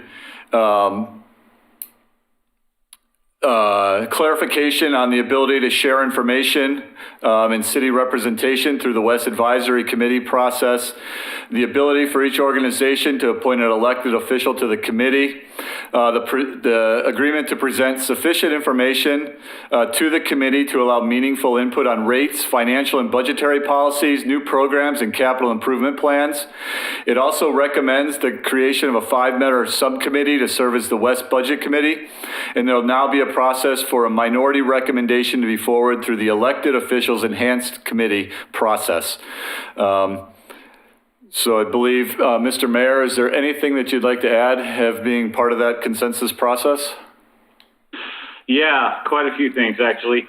So we went through, this has actually been going on since I first became mayor and probably before. And we worked really hard behind the scenes. I spent a lot of time with the different representatives from the other cities in West and Clackamas Service District 1 to get to this point. It's the best agreement we could get. We really wanted to have some real say on governance, but we weren't able to get there. But I think this is the best thing we can do. And I know Commissioner O'Donnell was involved in some of these talks, and I was pretty tough with people at times and said, you know, we aren't going there, or we can go there. But at the end of the day, you know, we have consensus from West Lynn and Gladstone, which was trying at times to get to. And then we were able to bring Milwaukee and Happy Valley and Johnson City on board. It took some time. But at the end of the day, we worked through the process, and I think this is the best agreement we can get. So I fully support it. Comments, Commissioner O'Donnell? No, you pretty well summarized it. It was like pulling teeth, and I think this is as good as we can get. So might as well proceed, and I'll make a motion to adopt the item as presented. Mr. Smith? Second. It reminds me of the movie As Good as It Gets, if you've watched that. I will take my fellow commissioners' word that this is as good as we can get, but it still angers me. And I've been working on this I think this is the first issue that I heard between Oregon City and Gladstone and Oregon City when I first took office a decade ago about our concerns on Wes. So I guess my question is, we've now there's now 3 committees. There'll now be 3 committees, correct? But this new committee, the Elected Officials Enhanced Committee, which allows us to kind of make a separate recommendation from the advisory board, although it's going to be looked at the same as the advisory board in the sense that it doesn't matter, that the county commission is going to do whatever they want anyway. And so I guess I don't understand why we feel that this is the best we can get. And anyone that knows the original IGA that we had under Mayor Norris that got us into this situation kind of kept a box around what we could do after we signed that agreement. This agreement, again, gives another nod to, we're conceding to this system. And I'm worried that we're continually boxing ourselves into a point that, we will be able to address this real issue. Because the truth is, having individual commissioners on a recommendation committee that doesn't really have any power does not help what we've been arguing about for the last decade. So I still have massive concerns about that. And I know, as we've talked about before, we've all had the same concerns. Can I address that, sir? Yeah, please. So we spent a lot of time and a lot of hours with a very good facilitator from Portland State. And the fact is that I have commitments. We have commitments from the county commission that they will listen to and heed us if there is a really serious issue. And that is the best we could do. I tried every way I could. The only other option we had was to do something on the ballot. And I don't think that we had the backing or the financing to do, a wide vote in the Tri-City Service District. It's just that simple. So we worked really hard. We got the best we could. We're going to see how it works. It's not the end of the story. It's just the beginning, but I think it's better than what we had before, and that's all I have to say. So we're going to take the county commissioner's word, which, by the way, has not been so accurate or trustworthy. I'm going to vote of absolutely no against this because I feel that this doesn't get us anywhere and actually boxes us in even more so in the future. And I absolutely respect your opinion and your passion on this issue. I wish I could have, made something more happen, but, herding cats inside the commission is difficult, but herding cats outside, in 5 different jurisdictions, is even more difficult. Well, we have elections. We have elections coming up as well, and so these people aren't going to be there. I think it's pretty likely that we're going to see the same commission after the election as we have now. Commissioner, that's yet to be determined. Thank you, Mayor. I don't remember what my question was. We always have the ability to pull out of this agreement at any time. Do you feel like with the new committee and that we might have a better chance of knowing what's going on? I think some of the stuff that was going on, we didn't feel like we were informed about, or we were surprised by some things in the last, year and a half or so. Do you see this? I would expect that you see this as a way for us to be more engaged. And at least if we are more engaged and we know about some of the issues that are coming, more of us can lobby county commissioners and stuff like that.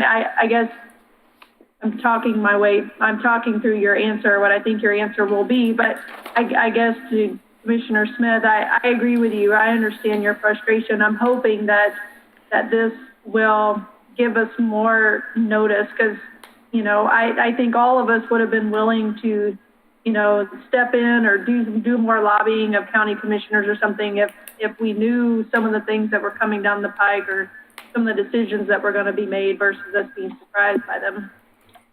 So let me answer that as best I can.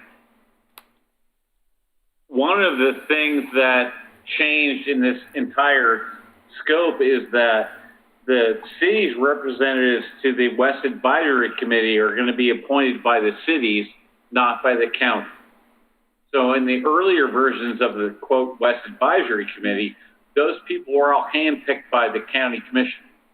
In this case, Gladstone, Oregon City, Westland, Happy Valley, Milwaukee, all those, and Johnson City, all those jurisdictions get to pick those reps for themselves, and they are responsible to report back to their individual jurisdiction. We didn't have that before, and so they were very easy. It was easy for them to keep us in the dark because we weren't picking our own reps. And that was a key thing that kind of turned this conversation a little bit, is that now the West Advisory Committee, certainly the county has people on it too, and you've all heard my thing about Paul Savas and solution by dilution in committees. But at the end of the day, we now have our representatives on that West Advisory Committee. Mr. Gifford was on earlier. He is our current rep there. And we'll get to reappoint those, or the mayor after me, or however that works. So we'll get to appoint those people. But I think we've developed a better working relationship with the county than we've had in 10 years. And while most of them are on the other side of the aisle from me, I still have great working relationships with most of them. So again, I think this is the best deal we can get. And, I totally respect Commissioner Smith if he votes no.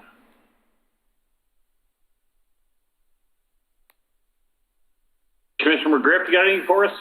Nope, I'm ready for the vote. Commissioner O'Donnell. Well, I remember the night that we did this, and it was the first time I saw the mayors stand together in unity. And I think if this thing doesn't follow the course it's supposed to follow, then we'll be in a stronger position if we do end up doing another alternative. So it was a difficult row to hoe. And I was actually a proud night when the mayors that you mentioned stood together against the West, against the commission, and made their statement. So I'm ready to vote. Call the roll. Okay, so we had a motion by Commissioner Frank O'Donnell and seconded by Denise McGriff. And I'll go ahead and call the roll, beginning with Commissioner Rachel Lyle-Smith. That's Commissioner McGriff, by the way. Sorry. Commissioner Frank O'Donnell. Aye. Commissioner Rocky Smith. No. Commissioner Denise McGriff. Aye. And Mayor Dan Holliday. Aye. Motion carries. Moving on. Can we take a break now? Let's take 5. 5 minutes would be great.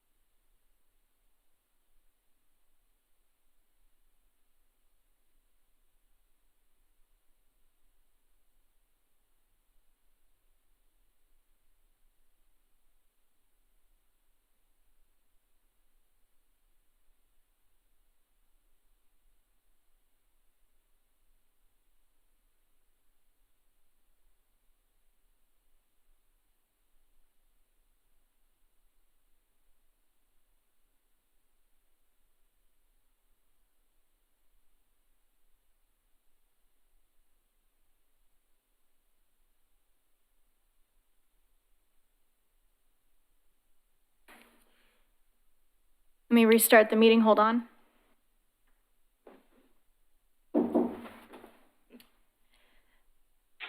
Okay, we're back whenever you're ready, Mayor. Go ahead. What's next? Okay, so the next agenda item up is agenda item 7E, and that's the temporary shower trailer at Father's Heart in Oregon City, and this will be City Manager Tony Conkle. Thank you, Mayor and Commissioners. The COVID-19 event has severely impacted the social services available to the homeless community throughout the state, region, and within Oregon City. The importance of personal hygiene has been identified as necessary and effective method to reduce the spread of the virus. The Father's Heart facility on Washington Street has been identified as a potential location to locate a shower trailer 1 or 2 days a week in conjunction with additional resources currently being provided at the facility. At the April 27th City Commission meeting, the Commission requested additional information related to the operational plan for proposed mobile shower trailers. Commissioner Griff was going to reach out to the McLaughlin Neighborhood Association and surrounding residents to address questions that she had received or any new questions from them. The proposed operational plan includes bringing the trailer to the Father's Heart parking lot on Thursdays and or Fridays. The trailer will be on site from 10 a.m. to 2:30 p.m. and available for use from 11 a.m. to 2 p.m. The trailer will be returned to the Clackamas Service Center each day and will not be located on the property when not in use. Physical distancing markings in the parking area are currently in place, and shower users will be provided a mask. Shower stalls will be disinfected after each use. The operational information was attached to the staff report with additional details, and that was provided by Clackamas County Emergency Operations Center. So that concludes my information that I have in the staff report update that I provided. We also have tonight Ms. Nancy Bush from Clackamas County Emergency Operations Center to help address any questions or that the commission may have. Before I go to Commissioner McGriff, Ms. Bush, you have anything for us? Yeah, thank you, Mayor. Just a couple things I wanted to fill in some blanks too from some of the questions that you had last week. I just wanted to mention that before COVID, they were doing 108 showers a week there at Father's Heart. And the other thing is that we wanted to make sure everyone understood too that there are several places that this population were able to go before that are now closed, which includes the Oregon City Shopping Center, Clackamas Park McDonald's, John Storm Park, Clackamas Community College, Oregon City Library, and a few others. So I was just hoping that would help, like I said, fill in some blanks that you had for last week, and I'm happy to answer questions as well. Commissioner McGriff. Ms. Bush, they weren't going to the Oregon City Shopping Center and the library for showers. No, they weren't, but they were able to wash up, wash their hands and do, those types of things that they cannot do now. Okay. Well, anyway, I'm sorry I'm laughing because I said, no, I don't think they were showering. No, no, I was trying to take a shower at the library one day. Right. The only place they were getting the showers is Father's Heart. Yes, right. Ma'am. Okay. Thank you for clarifying that. Commissioner McGriff? Yes, sir. I sent out information as soon as I received it from City Manager Conkle to the surrounding property owners that I had received comments from and a general email blast to the McLaughlin neighborhood. And I will say on the positive side, everyone acknowledged that that people do need showers. So that was first and foremost. However, the majority of the comments, except two, basically said that this is different. This is not inside. This is outside. And while they appreciated getting the portable shower deployment information from EOC, there was no information about how Father's Heart would operationally do this, which is different from what they're doing now. The concerns were, and I'll just kind of list them generally. They were concerned about people queuing up outside. They were concerned, where when the parking lot was going to be. They have a parking lot in the front and one in the back. People were concerned about social distancing. They said they haven't been managing social distancing now, so how are they going to plan to do it? Doesn't matter whether you put lines on the ground. the neighbors have said that they're violating that left and right. They're concerned about the fact that there's very little monitoring of behavior. They're concerned about noise levels. They're concerned about garbage, trash, needles, and everything else. They're concerned about people being on both sides of 12 and over on John Adams while all this is going on. And they wanted to see, they were expecting to get some sort of an operational plan from Father's Heart on how they plan to manage all of this and mitigate any of this, because now they were doing it inside. This is the outside situation that people are having exception to. So the couple of the positive comments were, again, showers. What people wanted to know was, that in order to accommodate this, they feel that that there needs to be a larger location, and that the city's doing what it can, but that this site is not really adequate for what they are trying to do. So part of the problem has to do with all those other things that I mentioned, and those are the comments that I've received to date. Thank you, ma'am. Chief Van. Yes. Thoughts? I shared my concerns. I shared what, it is what it is. I just shared, I think, the community concerns, and I don't really have anything else to say. Thanks, sir. Commissioners? Commissioner Lyle Smith.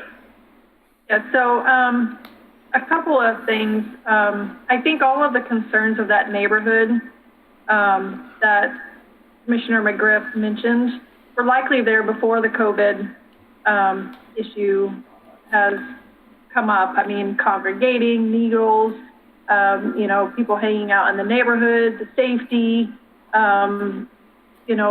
so a lot of that stuff, that is nothing new. And so I don't think those things are going to be addressed in the next month. I think that's a longer, bigger conversation, and I'm trying for us to remain focused on what this particular thing is about, which is specifically showers during this COVID response or during this COVID time period.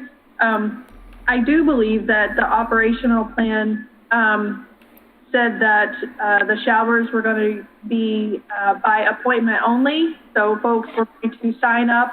They can only fit so many showers in the time period that they have. I don't know, Ms. Bush, if you have a number of how many showers they can give in the 11 to 2 period or something like that. Yes, from what I understand, it would be 10 to 18 hours in that time period. Right, so my point is that's not very many. We're talking about a really small number of showers that are going to be made available. They have to sign up. It's not clear to me how they make the appointment, if they have to show up the day before and they sign up, or how do they get on that list. If they were providing 100 showers before during a week, now it's going to be reduced to 35-ish. Ms. Bush, can you answer that question of how they sign up? Yeah, so from what I understand too is that right now they are providing sack lunches there Tuesday through Friday, and they would have the sign up during that time when they come to get their sack lunches, or when the trailer would be there, whatever days that are that week. Right. And I guess the last thing I'll say is I have no interest in being a monitor of social distancing. I think there's plenty of people that aren't abiding by the social distancing. And truthfully, I think in this case, the good outweighs the bad as far as this population.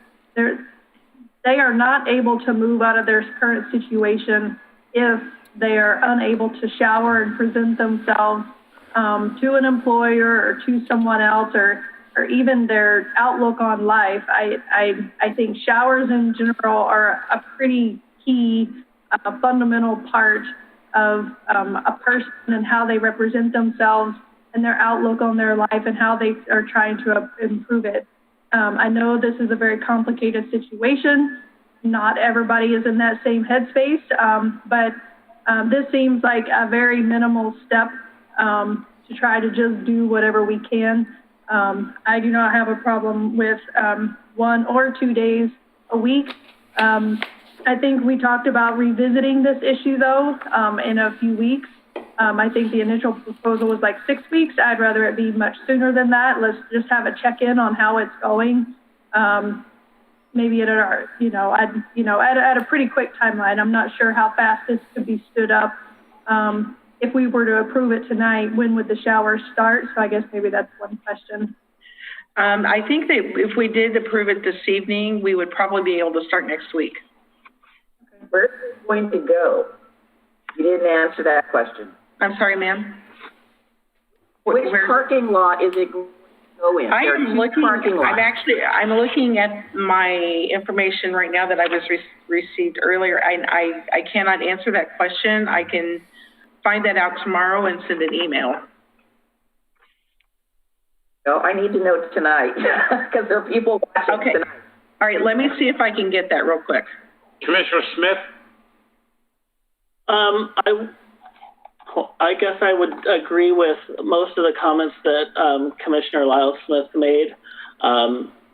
I think this is an issue that's we're gonna have issues no matter what. And they were doing a certain amount of showers before. This is a lot less than that. It's a need that we need to address, and I'm okay with going forward with the comments that the other commissioner made. Commissioner O'Donnell. Well, from a humanitarian perspective, there's no question that a shower can make you feel like a real human being, a new man. My concerns remain that the default location, the go-to location is always Oregon City. And speaking with Ms. Bush before, there was no contact to adjacent communities, none to Milwaukee, none to any other offerings that we could potentially distribute this commitment among a wider group. So it seems like we're in this recurring Oregon City offers a service.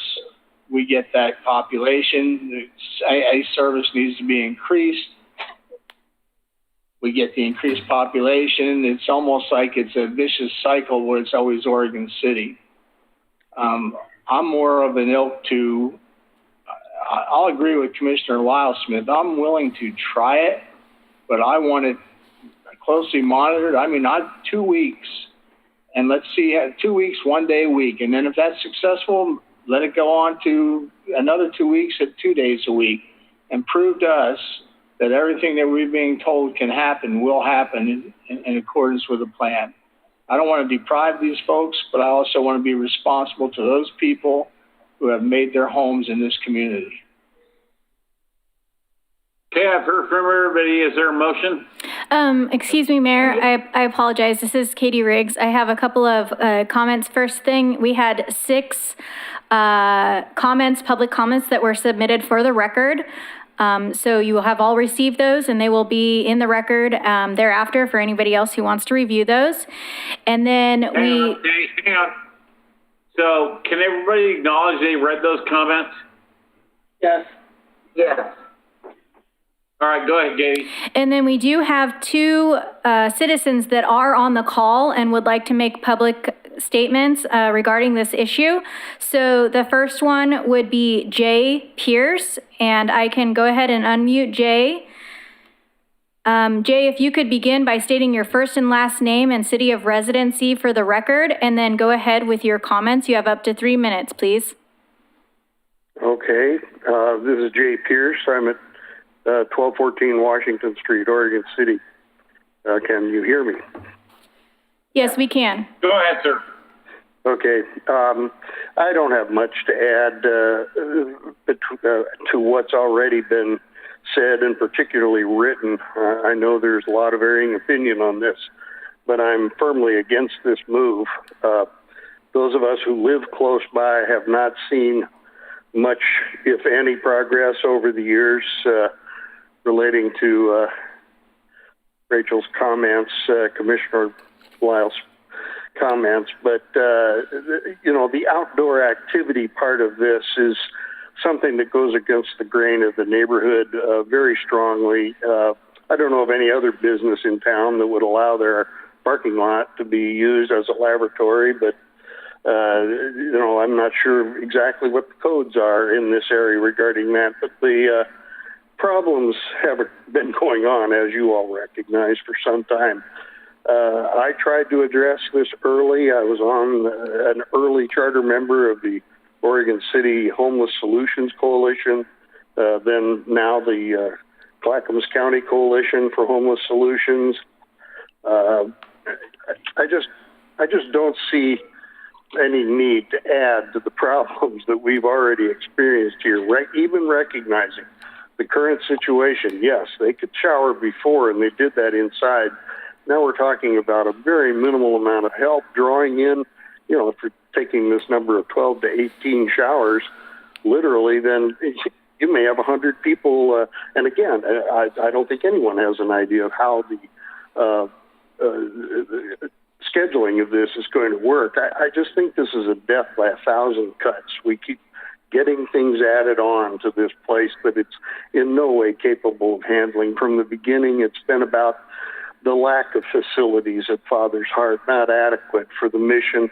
We all support the mission, but we need to emphasize the viability of the residential neighborhood and look at the long term and draw a line in the sand here and say, we just can't keep putting Post-it notes on a problem that is not going to go away and needs to be addressed in a much more comprehensive manner. And Father's Heart, even themselves, admit they don't have the facilities to do this. For instance, why are they not declared an essential service to let them queue up inside and give showers to people? And why are they not open? They're addressing things in their parking lot, which already is a visible problem in the neighborhood. So, again, I would move to have you vote against this tonight. Let's put forth some proposals for other solutions that the county could come up with that might give better service to those people who need it. Thank you, sir. If you'd stand by for a second. One, I want to tell you that Mr. Pierce lives directly behind Father's Heart on the north side. So we gave him an award a couple of years ago for the renovation of his house and property. So I just wanted to know how close Mr. Pierce is. Does anybody have any questions for him? Seeing none, then we'll move on to Ms. Johnson. Thanks, Jay. So we have Brandy Johnson, and if she could please begin by stating her first and last name for the record and city of residency, and then go ahead with your comments, please. Brandy Johnson, resident of Oregon City. I am a homeowner in the McLaughlin neighborhood. I'm also the executive director of Love One, a community-based nonprofit that provides free laundry on a weekly basis to many low-income and houseless residents throughout Clackamas County. I am in support of the request that a mobile shower cart be allowed to operate 2 days per week for 3 hours at a time in the parking lot of the Father's Heart. Public restrooms have been closed for more than a month, and access to showers has ceased due to COVID precautions. Our unsheltered neighbors are in desperate need of access to soap and water. Hand sanitizer is helpful, but it does not replace soap and water. It does not clean. On a recent laundry night, we served 25 people, many of whom are living unsheltered. They relayed that they have been unable to shower for more than 3 weeks, many reporting well over a month. They also have been unable to wash their hands regularly due to the closure of public restrooms. One neighbor has cuts on his hands that are badly infected. This neighbor is terrified of seeking medical attention, even though one of his fingers has gone numb. He needed access to soap and water, and he now needs urgent medical care. Several other folks are dealing with infected bug bites, which could have been prevented had they had access to basic hygiene. This has also resulted in an outbreak of body lice among our unsheltered neighbors. Body lice are highly contagious. Their bites can lead to secondary infections, spread disease, and cause epidemics. Regular bathing and changing into clean clothing at least once per week can help prevent and control the spread of body lice. Basic hygiene needs aside, please consider that many of the Oregon City neighbors served by Love One and Father's Heart are gainfully employed but living in their vehicles or outdoors due to housing costs. These folks are trying to maintain employment but require access to showers and laundry in order to do so. Love One ensures that they have access to laundry. Commission approval is the last step to ensuring they have access to showers. I would like to note that Clackamas County Public Health Officer Dr. Sarah Present has approved use of the cart and provided guidelines for its use. As a result, use of the shower cart has successfully been implemented at Clackamas Service Center and the Molalla Warming Shelter. There is a need for showers in the Milwaukee area, and efforts are being made to operate the shower cart there as well. We hope to be able to open that next week. Oregon City is not being asked to carry the brunt of the load. In fact, Oregon City is being asked to approve use of 2 of 5, hopefully soon to be 6, shower cart shifts. This is a countywide problem requiring a countywide response, and Oregon City is simply being asked to participate in the solution. As a direct service provider, I am concerned that actions intended to slow the spread of COVID-19 have led to unintended consequences, which are creating the perfect storm for an increase in infections and infestations. We are at risk of exchanging one community health crisis for another if we do not act to meet basic hygiene needs through access to showers. The request before the Commission is reasonable and should be approved without further delay. Thank you. Thank you. Any questions? Okay, we'll move on to discussion. Mr. Mayor, this is... Ms. Bush, find out where it's going to be. Hang on, Mr. Conkle. I just wanted to address the location. I received an email from the Emergency Operations Center Operations Division staff dated April 21st of this year. The concept is to bring the trailer to our Father's Heart using their back parking lot at the corner of 12th and John Adams. So that would be on the back side of the property and the larger property, on the larger parking lot across from Barclay Park. Okay, so I just had a crazy brainstorm. Anybody interested? Yeah. So our entire school district is closed. Every school building has showers. Why can't we figure out a way to work the school district so that they can let those people in, take showers at the high school, at the middle school, at the grade schools, because there's nobody there. Pretty easy to clean up, and we don't have to have portable showers.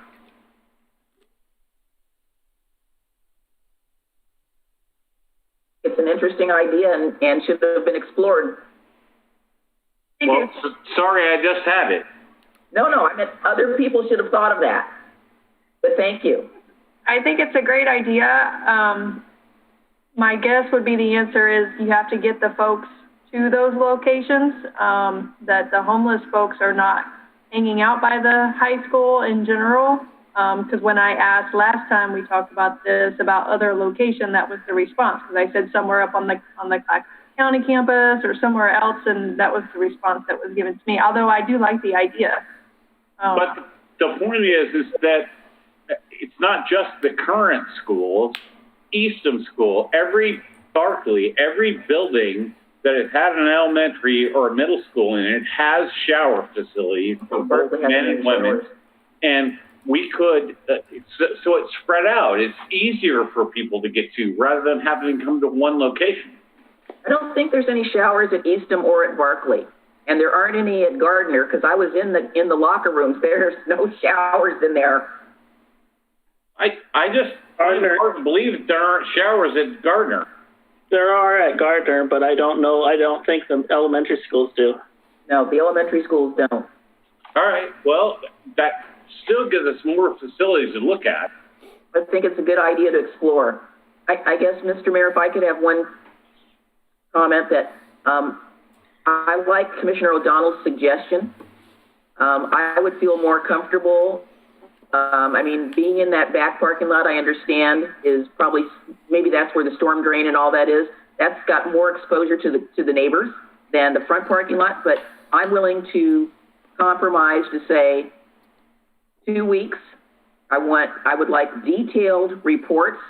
I want to make sure there's people not loitering. I want to make sure there's not trash around. I want to make sure that there's not people, but they need to really monitor this. And I want really specific details that the neighbors have complained about. I know it's not totally related. It's totally related to the showers, and it's totally related to it being there. And I would only support 2 weeks.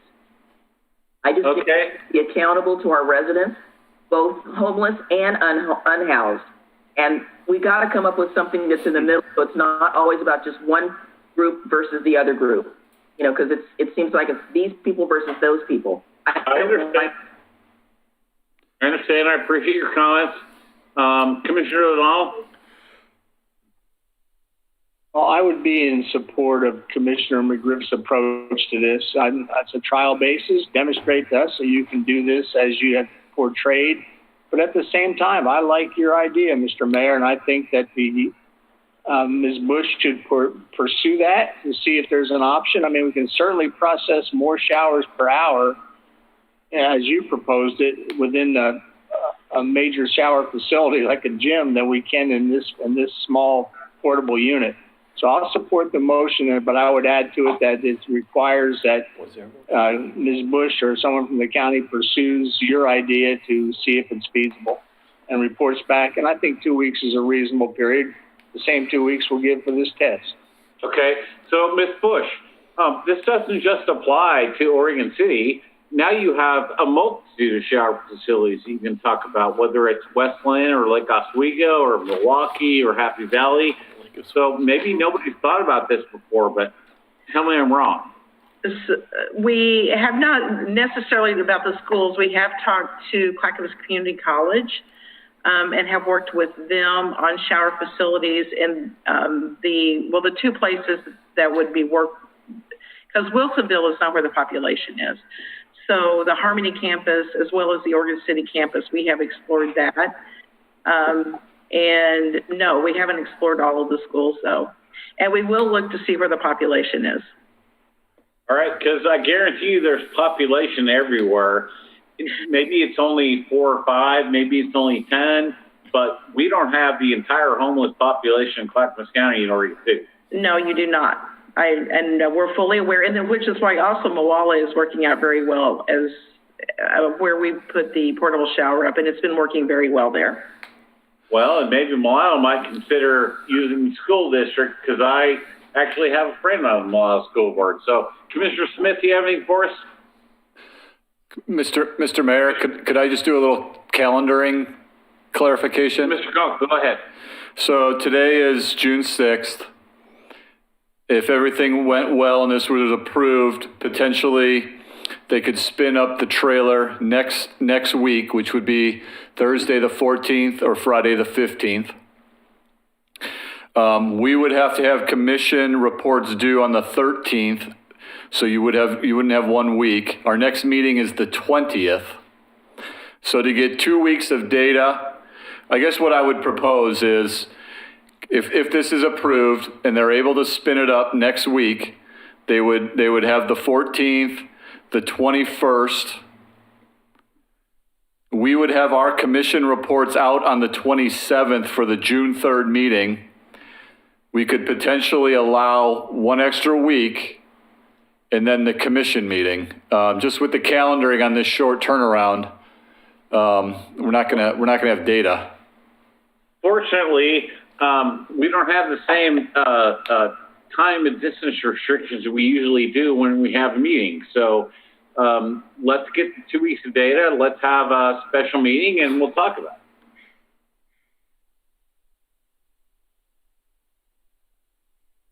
it. Does anyone disagree with that? Nope, I'm okay with it. I'm okay with that. I agree with it. Is there a motion? Commissioner McGriff, do you want to structure your motion with, or I will? Why don't you go ahead? Well, I move to approve a trial period of 2 weeks to be operated as defined, 2 days a week, with process to be monitored and reports be prepared to report back to the city. Also concurrent with that, I would like Ms. Bush to investigate the mayor's solution. So that's the totality of the motion. Have I missed anything, fellow commissioners? I will only second it if you only go 1 day a week. That was your original proposal. I can't support 2 days a week. Okay, in the interest of getting some support, I'll amend my proposal to 1 day a week. All right, then I'll second that. Motion is second. Further discussion? I have a comment. Commissioner Lyle-Smith. I think it would behoove this commission to have a conversation about Father's Heart in the neighborhood, and if there's anything that we can do to work on the concerns of the neighborhood, and include the police department, include Father's Heart, include the homeless coalition. I don't know. I just feel like this is a continual thing, and we're not making any headway on it. And I feel like it needs to have a discussion, and I would love for us to just have a discussion that's open. I know we've had that discussion before, but I don't think anything came out of it. And I don't think we've moved the dial any. And so I think we're just continuing the issue. And so I'd like to pose that to the commission. I don't disagree with you, Commissioner Lyle-Smith. When I was president of the McLaughlin neighborhood, we proposed that very solution to the planning department when they moved in. We were told that there was nothing we could do about it. But I think there is something we can do about it. We've requested having a good neighbor agreement. We've requested, review of land use. We've got a new land use code with regard to these facilities, and they may or may not have to go through the process. So I think you're right. We do need to have a discussion because people are at the end of the rope over there. I don't disagree, and the problem is that it kind of snuck in under the radar, and I wasn't mayor at the time. But it's definitely the wrong location for a service like this. But tonight is not the night to have that discussion. No. I think we should schedule that for another night. But let's, if there's further discussion on the motion, I'll take that. Otherwise, let's call the roll. Okay, Mayor, and I just wanted to make you aware that Robin Schmidt from the Father's Heart, I believe she did join us now, if there's any questions for her before we take the roll call. Is anybody interested in hearing from Father's Heart at this point? No. Nope, let's get the vote. Let's move on. Then I will be calling the roll, beginning with Commissioner Rachel Lyle-Smith. Aye. Commissioner Frank O'Donnell. Aye. Commissioner Rocky Smith. Aye. Commissioner Denise McGriff. Aye. And Mayor Dan Holliday. Aye. Moving on.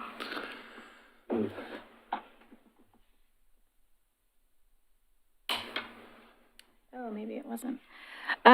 We are now on agenda item 7F, and this is the waiver for nonprofit organizations of the annual permit for banners in the right-of-way and the streetlight banners installation removal permit fees.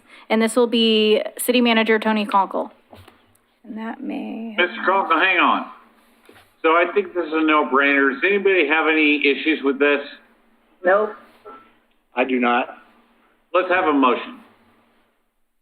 I move that we approve a waiver for banners in the street right-of-way and street light pole installation removal permit fees for the farmers market. Nonprofits. Or nonprofits, yeah, sorry. Second. Let's just say the remainder of 2020.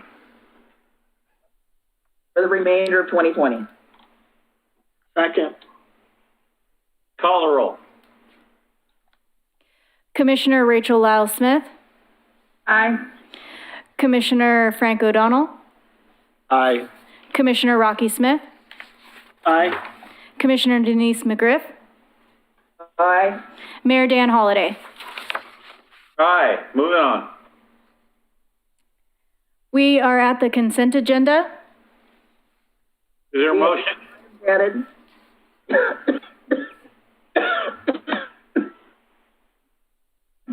Sorry, was that a motion, Commissioner McGriff? Nope.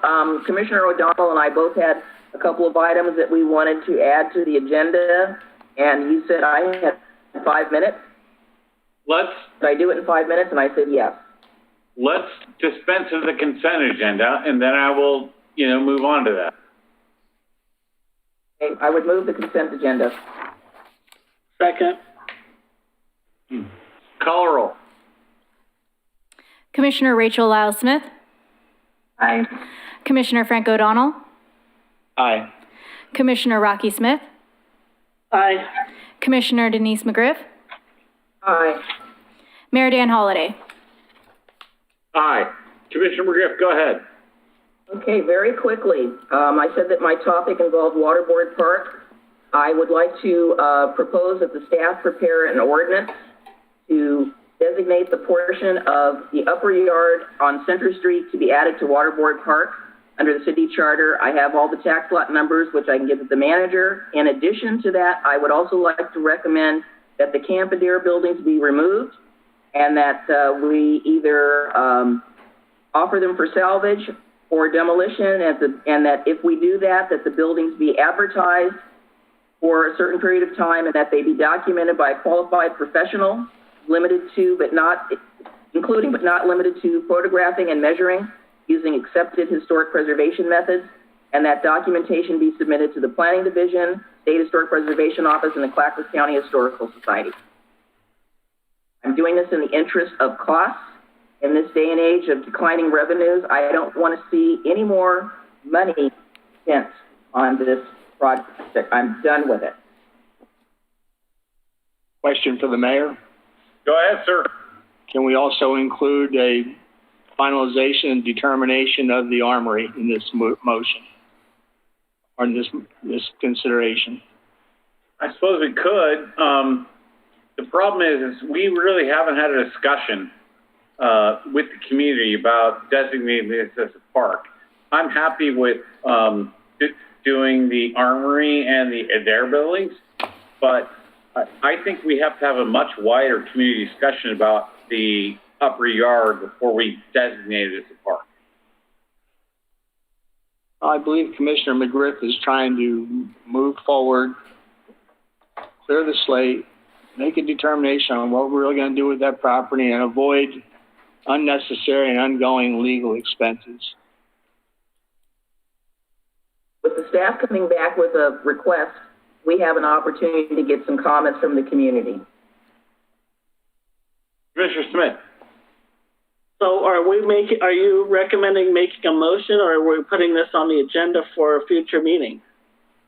I'm recommending that I'm actually making it a motion and an agenda item at the same time. Make it a motion officially then, please. Okay. Ms. Riggs, do I need to repeat all that? If I understand you correctly, you are making a motion to have staff create an ordinance to add the upper yard to Waterboard Park as part of Waterboard Park, and to decide on the determination of the Camp Adair buildings. That could be a variety of different things. Well, I think I heard. Including the Armory building. I wasn't sure if that was included or not. Throw the Armory in there too. Throw the armor. The Armory building. We don't own the Armory building. No, I get that, but are they proceeding with demolition plan? I would need to check in with planning to see where they're at in the process. Ms. Troy?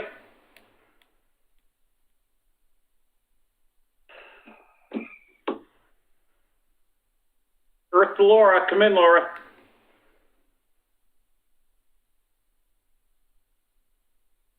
Her mic's off. There she is. I am not aware that we have received a demolition permit for the Armory at this time. Okay, thank you. Commissioner O'Donnell. Our last conversation on the Armory, recognizing that we do not own that building, was that we had 2 bids on it. And we had an unattractive bid from the state, and we had another attractive bid. I think all we needed to do was finalize it. If we need 3 bids for the process, get that, and then tie that together. And I thought Commissioner McGriff's first motion was more defined than we said the second time. It was more about that the Adair buildings be removed or be offered to someone else or whatever. She needs to restate her motion because it was well thought out. Okay, you want me to restate that? Can I just clarify that we've got 2 bids for the removal of the Adair buildings. We are not doing anything with the Armory building. That is owned by the state. And the state is running that process. We don't own the building. We don't own the property. Let me offer a friendly amendment, if I might. I would amend the motion to say that the City Commission is in agreement with the state if they wish to remove the Armory building. Okay, I'll accept that. I'll accept that. The only thing we were waiting on is Tony was trying to get, City Manager Conkle was trying to get the environmental information. And I think we have received that. Contaminated. I think we've received that information. I also think we've received it. I think it was a couple of sentences. I wanted to see the EA report. Mr. Conkle? As I recall, at the last meeting when we discussed this, the building official indicated that as part of the demolition, those are documents that we can receive. I will need to go back and check to see if we've received those. If they haven't submitted the permit, we probably have not received that information, but we can check. Okay, that's fine, as long as we get it. Okay, so let's contingent that on receiving the environmental assessment reports from the state before we authorize the demolition of the building. The commission does not authorize, I guess you're talking about agreeing with? I thought we had already put this to rest. You did. We're just waiting on the EA. We also have the authority under the charter to approve any demolition permit. Is that correct? No, the building official, and that's a state building code that overrides local ordinances. All right, let's move on. So as I understand the motion, it's directing staff to prepare an ordinance designating the upper yard of the Public Works facility as an addition to Waterboard Park. In addition, directing staff to explore removal or demolition of the Camp Adair buildings and to express support for the state's demolition of the Armory. Is that the full motion? Yes. Yeah. Yes, the purpose is that the buildings either be removed, salvaged, or demolished. So we have some options. Okay. Further discussion? We still need a second. Sorry, sir. Rocky seconded. I seconded it already. Okay. Commissioner Smith. So for me, a lot of this is going to be based on timing and so at this point, is the motion just so that it's going to come back for discussion? Yes, as an agenda item with an ordinance. Okay. I guess where I'm not in support of grouping all of this together as one big package. I'd rather take them separately, deal with Waterboard Park and deal with the Adair building separately, and you kind of wrap them all up into one big package. I just got a text from the neighborhood association president, and they support. They're not objecting to the Adair buildings being removed or salvaged. Great, it doesn't change my opinion. So. Sorry, that's hearsay as far as I'm concerned. If they aren't testifying in public, I'm not going to take that as testimony. Okay. Commissioner O'Donnell, any other further discussion? No, we're just down to mechanics. I mean, in principle, we all agree that the Adair buildings will be removed or salvaged. We agree in, expressing our support for the state to proceed with their demolition of the Armory. And if we need to tie any of those things to making that portion of land in addition to Waterboard Park, then just tie 2 or 3 together. I don't care. Or do them in sequence if you want, if everybody's comfortable with everybody's intention on following through on their word. So let me clarify. We're going to say that we want to allow the demolition, repurposing off-site or selective demolition of the Camp Adair buildings. We're authorizing or agreeing with the state to remove the Armory building, and we're going to have staff prepare an ordinance for discussion about adding that site to Waterboard Park. Is that right? Yes. I'm okay with that. That works for me. Call the roll. Commissioner Rachel Lyle Smith. Aye. Commissioner Frank O'Donnell. Aye. Commissioner Rocky Smith. Aye. Commissioner Denise McGriff. Aye. Mayor Dan Holliday. Aye. Moving on.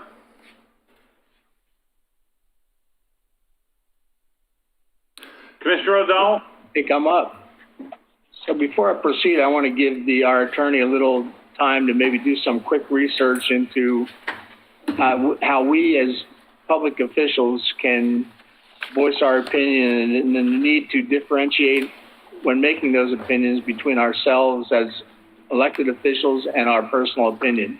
The reason this whole thing comes to be, this whole request for discussion, is simply because this commission has been portrayed in a not favorable light, nor has the Oregon City, and there's been a lot of confusion created.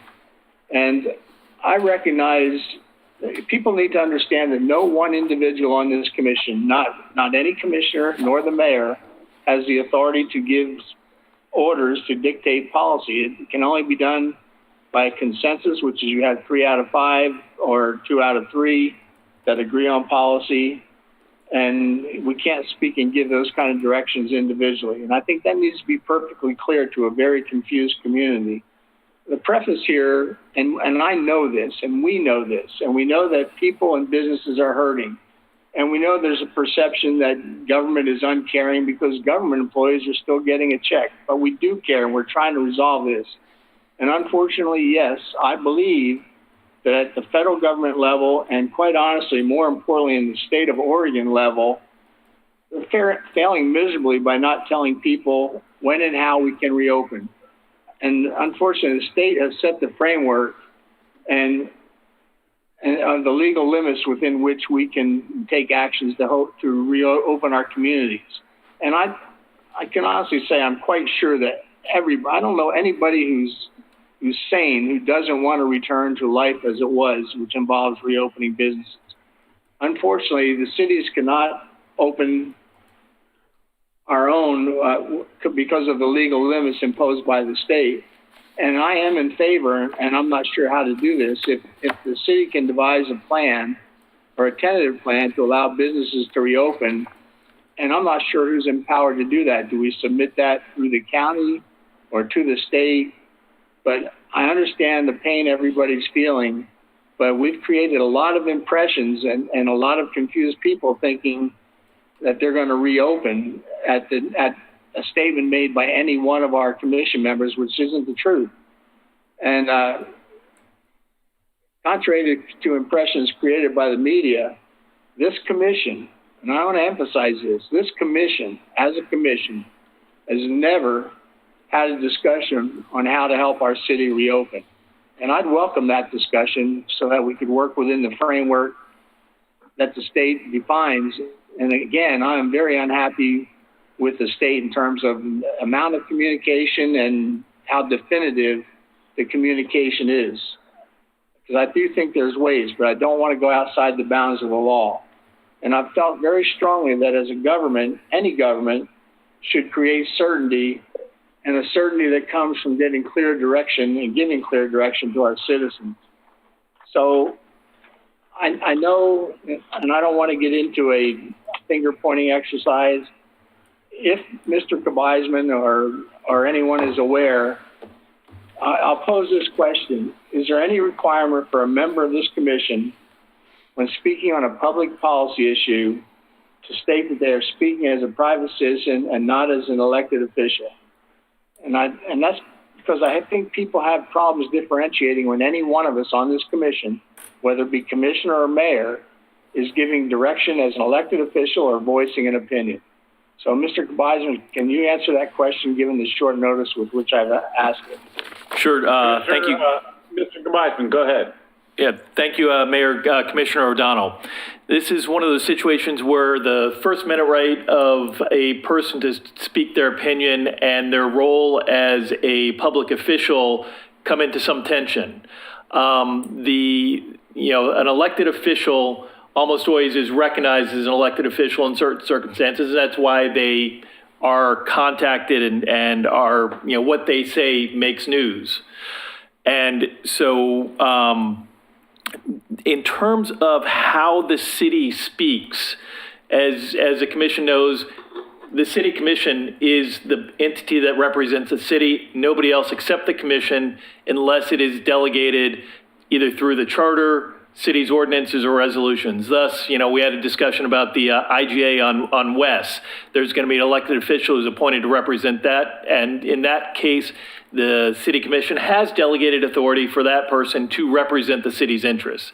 Absent that kind of delegation, or absent some other appointment in city code or the city charter, the commission is the only body authorized to speak on behalf of the city of Oregon City. So when a official of the city, whether it be an elected official or a employee, the general concept is that they're speaking as a private citizen unless they've been empowered to represent the city on that role. Is there anything that requires them to make that public? There is a boards and commission manuals that I was reviewing and did not have enough chance to go back and dig through. Was it approved by the commission? And how was it approved? Is it governing subordinate boards, or is it the commission itself? But it does have some good language that certainly, regardless of whether it's binding, is something that commission members should follow. And let me read that to you. And what it says is, unless authorized by the board as a whole, an individual member may not represent the board before any other board, outside agency, to the press, or the general public. When an individual member is appearing in a private capacity before other boards, outside agencies, or the general public, the member must clearly indicate that he or she is speaking as a private individual, not as an official representative of the city. And then it goes on to talk about stationary. And that, to the extent there's any question, it's probably a good practice to get used to distinguishing when you're actually talking on behalf of the city and when you're giving your opinion, even if you are an elected official of the city. Commissioner Smith. So before I go into my comments, we are just a few minutes away from our 10 o'clock deadline to end the meeting without the approval of the entire commission, the approval of the majority of the commission. This is a topic that I think we need to address tonight. I don't know how long we need to address it, but I feel like it's going to be longer than 5 minutes. And so I would request that we continue the meeting going forward for the next hour or half hour. I'm good with that. I'm good with it. I agree with it. Okay, so my comments, I will agree with Commissioner O'Donnell's comments, which is that we all care about our businesses in Oregon City. I'm a small business owner. I've lost a lot of money with my small business in the last month. We desperately want our businesses to open. And the question is really, how do we go about doing that? For those people that watched our commission meeting last Sunday and thought that that was the topic.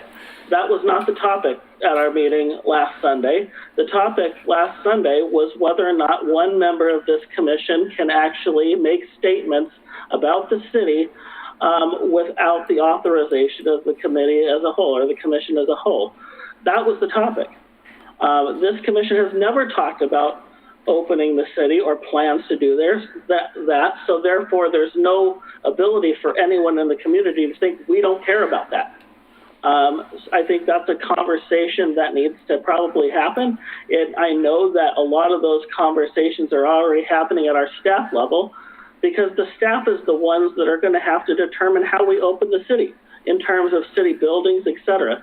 We can't kind of go into that conversation like the mayor kind of wanted to talk about parks tonight. I mean, without listening to the staff and what their thoughts are about how to address these concerns, it's very hard for us to make statements about how we feel about opening particular places or businesses.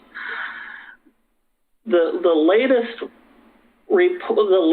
interviews that the mayor has done, I don't have a problem with the mayor having conversations with other mayors. I don't have a problem even with him doing media interviews. The problem comes where you're using the title as mayor and talking about things the city might actually think about or consider or be misinterpreted. Now, I will go a little further in saying that I've probably listened to a dozen interviews in the last 3 or 4 days or weeks that the mayor has done. The last couple media interviews that were done in the last few days regarding a meeting that took place or a press conference that took place between 5 mayors, I watched that press release video on Zoom. I also went back and spent an hour and a half or 2 hours watching the city commission meeting for the city of Sandy, who also had this same conversation on Monday night. And I want to make this very clear that when the mayor represents to the media that these 5 mayors think alike, they do not. And so I want to point out the differences that I see in what some of the other mayors in that group of 5 are doing versus what our mayor has done. First of all, in that press conference that was done yesterday with the 5 mayors, the mayor of Sandy clearly specified that he was speaking as an individual, not representing his commission, and also in that interview or that press conference implied that all of those mayors in that press conference were also representing themselves. So I appreciate that comment that was made to point that out. If you go through that press conference and if you actually went through and listened to the mayor of Sandy's meeting, the commission meeting that they had, or council meeting that they had on Monday night, a lot of these same topics were brought up. However, the mayor of Sandy at his council meeting made it very clear that he spoke as an individual and also made it very clear that he has no intention of violating the governor's guidelines. The mayor of Canby also made that clear that he has no intention of violating the governor's guidelines. The mayor of Molalla mentioned that the mayor of Canby, when he was asked about the restaurant opening in town, he couldn't commit to whether he should support that or not because he was in a position where he had to enforce a law and direct police department to do so. And so he still was kind of wavering on whether or not to, how to address that situation. Then the mayor of Gladstone basically was, sharing the same concerns. We are getting guidelines from the governor, but they're not very clear. And it is causing a lot of frustration because people do want to have a plan and see it. I don't necessarily disagree with having each of the cities have those conversations, but when it comes to enforcing them, we are relying on a state that controls OSHA and controls liquor licenses and controls health department guidelines. And so us to make recommendations about opening businesses that are connected to those is something that the city shouldn't really be involved in doing. If we're talking about individual city buildings and how we as a city want to deal with it going forward, I think those are conversations to be had, as long as they follow what this commission did in our last meeting, including the mayor, who said, we are following this guidelines. Here's the difference, however. Our mayor has gone on the radio and not done just that. He has actually stated and talked about the commission as a whole in multiple interviews, and also talked about, some very interesting things. First of all, he mentioned on an interview with Lars Larson that the commissioners are scared of the governor. That's not true. And I think that goes beyond this ability as a mayor to just say, this is how I feel. He's now talking about the commission itself and what his interpretation of us are, which is not true.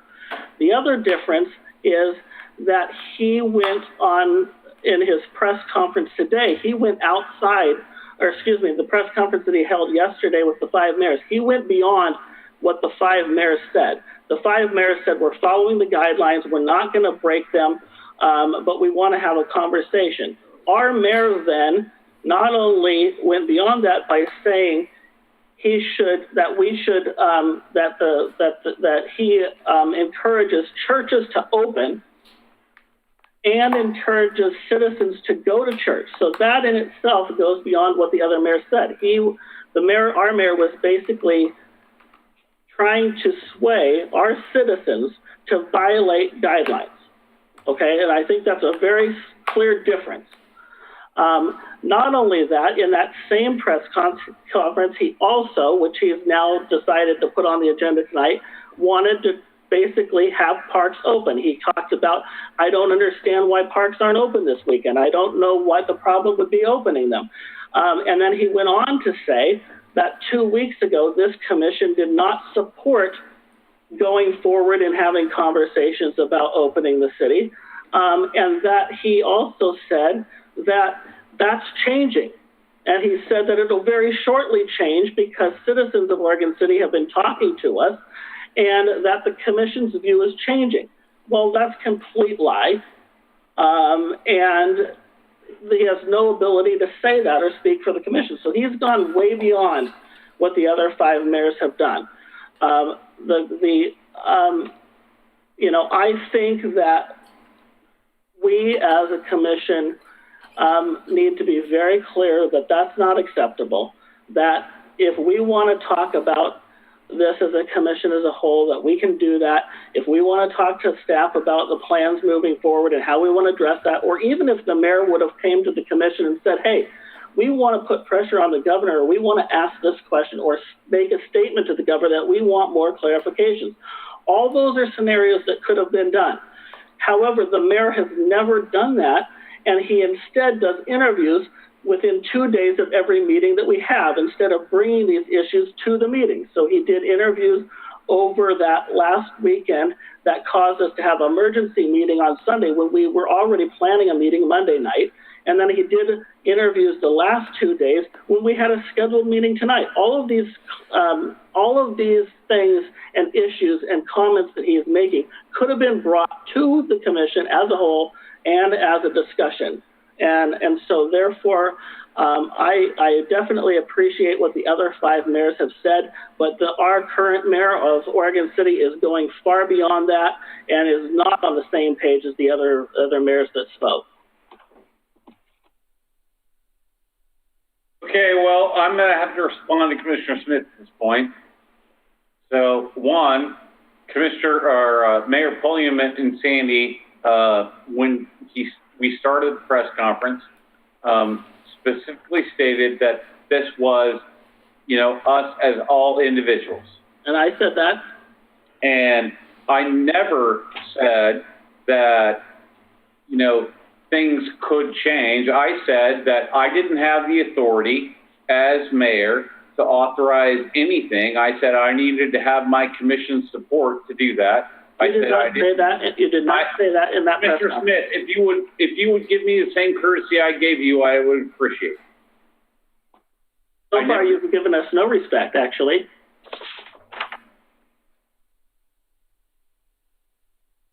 Are you done?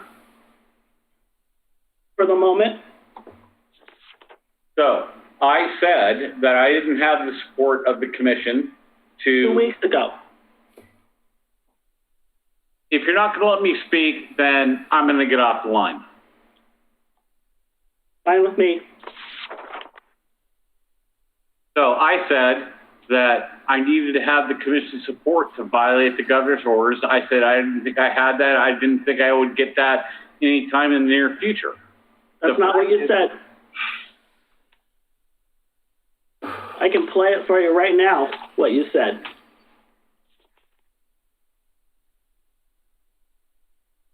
Commissioner McGriff. Yes. Is there a question? Do you have anything to say? I'm frustrated because I don't get a chance to speak my mind, and I try to give you all the same courtesy, but apparently Commissioner Smith is not going to give me that courtesy. Not at this time. I'm listening. Commissioner Lyle Smith.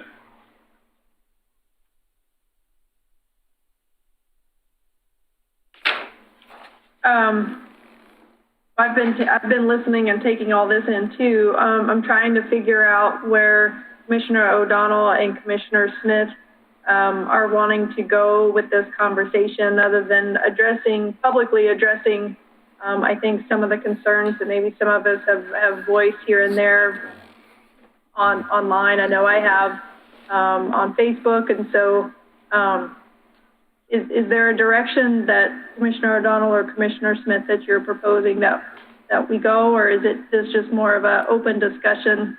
Do you have a proposal for us? Oh, I'll speak. It's not, the proposal simply is we once again make clear to the citizens of this community that yes, we do want to reopen, and we want to reopen within the framework of law. And yes, we are frustrated with the lack of guidance and specificity that the state gives us. And I also wanted to say that I wanted to be clear, which is why I was happy Mr. Kabizman found that section that says, if you are speaking as an elected official, you're speaking as a private citizen, you need to make that absolutely clear. So that means to me that when someone addresses you on the media, as in a talk show, as the mayor, you insist at that point that, understand, I am not speaking as the mayor. And that needed to be perfectly clear, but it wasn't. And, and I don't want to get into a personal vendetta. I'm not happy that the commission was portrayed as being afraid to run up against the governor. And had I been listening to that show when it was aired, I probably would have got baited into calling. But this needs to come to an end. Our citizens they're unsure. They don't know where to go. They don't know whether to open or not open. They stand the possibility of being cited. I mean, there's no one that's in their sane mind that does not want to reopen and get things back to normal. But what I don't want, and it can obviously happen very easily, is for a business to be misguided, thinking a public official has directed them to go ahead and open only to receive a citation or some major fine or some other long-term negative effect. We need to stand united as a commission. We need to be clear in our communications. If we have personal opinions, comply with the directive that Mr. Kabizman, our lawyer, read, and say, I'm speaking as an individual. And there's been a lot of misinformation out there, and it needs to come to an end. That's what I want from this. Ms. Red? Yes, sir. I would ask you to mute everybody so I can speak my mind without being interrupted. Is the commission okay with that? As long as we have the ability to comment after. I have never limited comment from my commission, ever. I will not be saying anything while you're speaking, so I don't really want to be muted. Okay, well, if I can have permission to speak without being interrupted, I have something to say. And okay, so here's the deal. I agree with you guys. I have always said that we have to, if we're taking official policy decisions, we have to be, it has to be a vote. It has to be 3 of us. I get that. At the same time, leaders have to have the ability to speak. And, I understand that you all come from different places and different backgrounds and different experiences. But the fact is that the information that we are getting day by day by day continues to debunk the paranoia and the extreme measures that are being taken. Yesterday, the county or the state actually released zip code data. Oregon City's zip code 97045 has about 55,000 residents. We've had 22 cases of COVID, not a single death. So in my mind, thinking as just a common sense guy, I'm thinking, how do we justify the economic devastation this is causing for 22 people who got sick, but, sure, maybe a few of them were sick for a week. Maybe a few of them had to go to the hospital. But the point is that overall, in our zip code, in zip codes of Sandy and Gladstone and Molalla and Canby, those numbers are clearly very close together. Canby had an outbreak in a assisted living facility, and those are the ones that are the most hard hit. So I have to think about all of our businesses on Main Street that we've spent 15 years building back up. All of those individuals, the hairdressers, Al at the Beaver barbershop, the barbers up on the hill, all the other small businesses. And my problem is that if we look at the first 3 weeks of this, right after the governor started saying we have to close, and I supported that decision, and I still do. I think that wasn't, that was a decision based on the information we had then. The problem is the information we have now indicates that this is not a deadly virus. It's deadly to a very small portion of the population, but it's not deadly across the board. There isn't a single case in Oregon of someone under 18 even becoming very seriously ill. There's only a couple of cases across the United States where somebody under 18 has died, and those 2 cases, and there might be a couple more by now, had serious underlying health problems.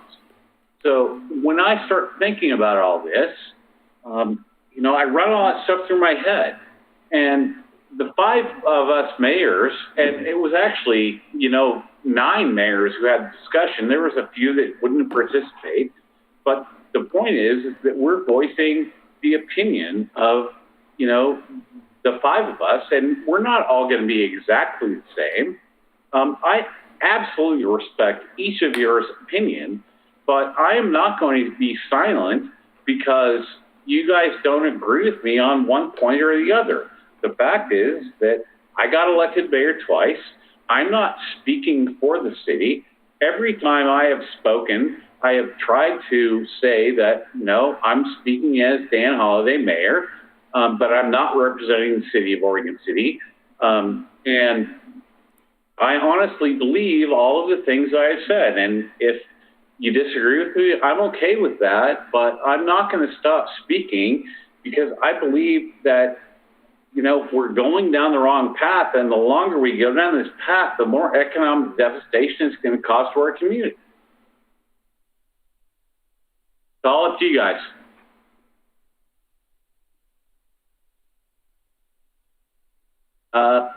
Commissioner Smith. So I don't disagree with most of what you said. I do have a problem, however, when you state certain things that you did in an interview that are absolutely not true. So that's the difference. And also then how to address my concerns, not about your opinions on opening the state or businesses, but on my comments about how you talk about this commission, which none of the other mayors do. So that's a different level. And also about how we're supposed to deal with a mayor who is clearly going beyond what the other mayor said, which is kind of supporting this idea of following the guidelines versus telling citizens to break them. That's two different things. I have no issue with any of the other things you said. Well, I appreciate your comments and I respect your opinion. However, my God, I took an oath of office when I signed up for the U.S. Army that I would protect and defend the Constitution of the United States. And so far, in my belief, some of the things the governor and the state have done do not comport with supporting the Constitution of the United States. And I fully believe that churches have the ultimate right to open and to hold service, and it's up to the individual parishioner whether they wish to attend or not. Well, I'm ready to speak. Mr. O'Donnell. I'm going to say this. When you or any of us are addressed by our title over and over again in a radio interview, the perception of the public is that you are speaking as a public official. And that needs to come to an end as it was just defined by Mr. Kabaisman's reading. We cannot encourage citizens to violate the laws of the state. And I'm in favor of, we've never met as a commission. We've never discussed how can we influence the state to get us on a course to open our businesses and get us back on course. And I have no objection to a meeting, and maybe the result of that meeting is we structure a letter as a commission to the state expressing our position. But we cannot create this confusion. I mean, if the chief of police is standing there and says, you can go through that light if you want. And it's like, is that the chief of police giving me permission, or is that a private citizen? You got to respect the position and understand that the public cannot differentiate unless the disclaimer is made over and over again that I am speaking as a private citizen, and this is not mayor giving you elected official direction. I don't want to beat this to death. It needs to come to an end, and we can't create confusion in our city. Thanks, sir. Commissioner McGrath. So I agree with Commissioner Lyle-Smith. So what are we asking to do? I agree with, I think you had me on your conversation until you said, and I'm speaking as Dan Holliday, mayor. Exactly what Mr. O'Donnell just said, is that if you want to speak, please speak your mind. I support that. Do not use your title. Do not throw us under the bus, because those were all the comments that I've been getting from the community. Why did we get thrown under the bus? Why is Oregon City being abused this way? And I said, I don't know. So I think other commissioners, if you have a request for an action, let's do it. Couple more. Sorry. So in terms of the attorney's questions, I believe we did approve the guidelines manual as a commission, and I also believe that we made those guidelines apply to the commission itself. If I'm not wrong about that, I'm not sure, but that's my memory.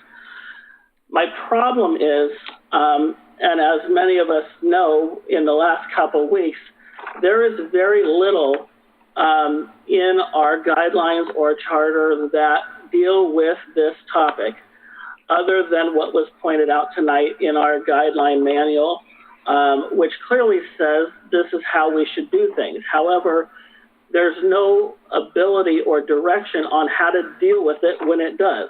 And that bothers me. And it bothers me similarly to the fact that we had to have an emergency meeting a couple of weeks ago because the city manager couldn't authorize more than a 24-hour emergency meeting. That's another thing where we have certain problems that need to be dealt with, but yet in our charter and in our guidelines have no ability for us to deal with them. And so one of the things that I think we need to do is look at some of those topics and how we can fix those so that there is a venue for dealing with some of these situations. I will also say that, I clearly listened to so many interviews, and I have on multiple occasions heard the other mayors clearly state they were speaking on their own. That is not the case with our mayor, and if he can point one example of any interview that has been given in the last 2 weeks where that he pointed that out, I would love to hear it, because it hasn't happened, as far as I know.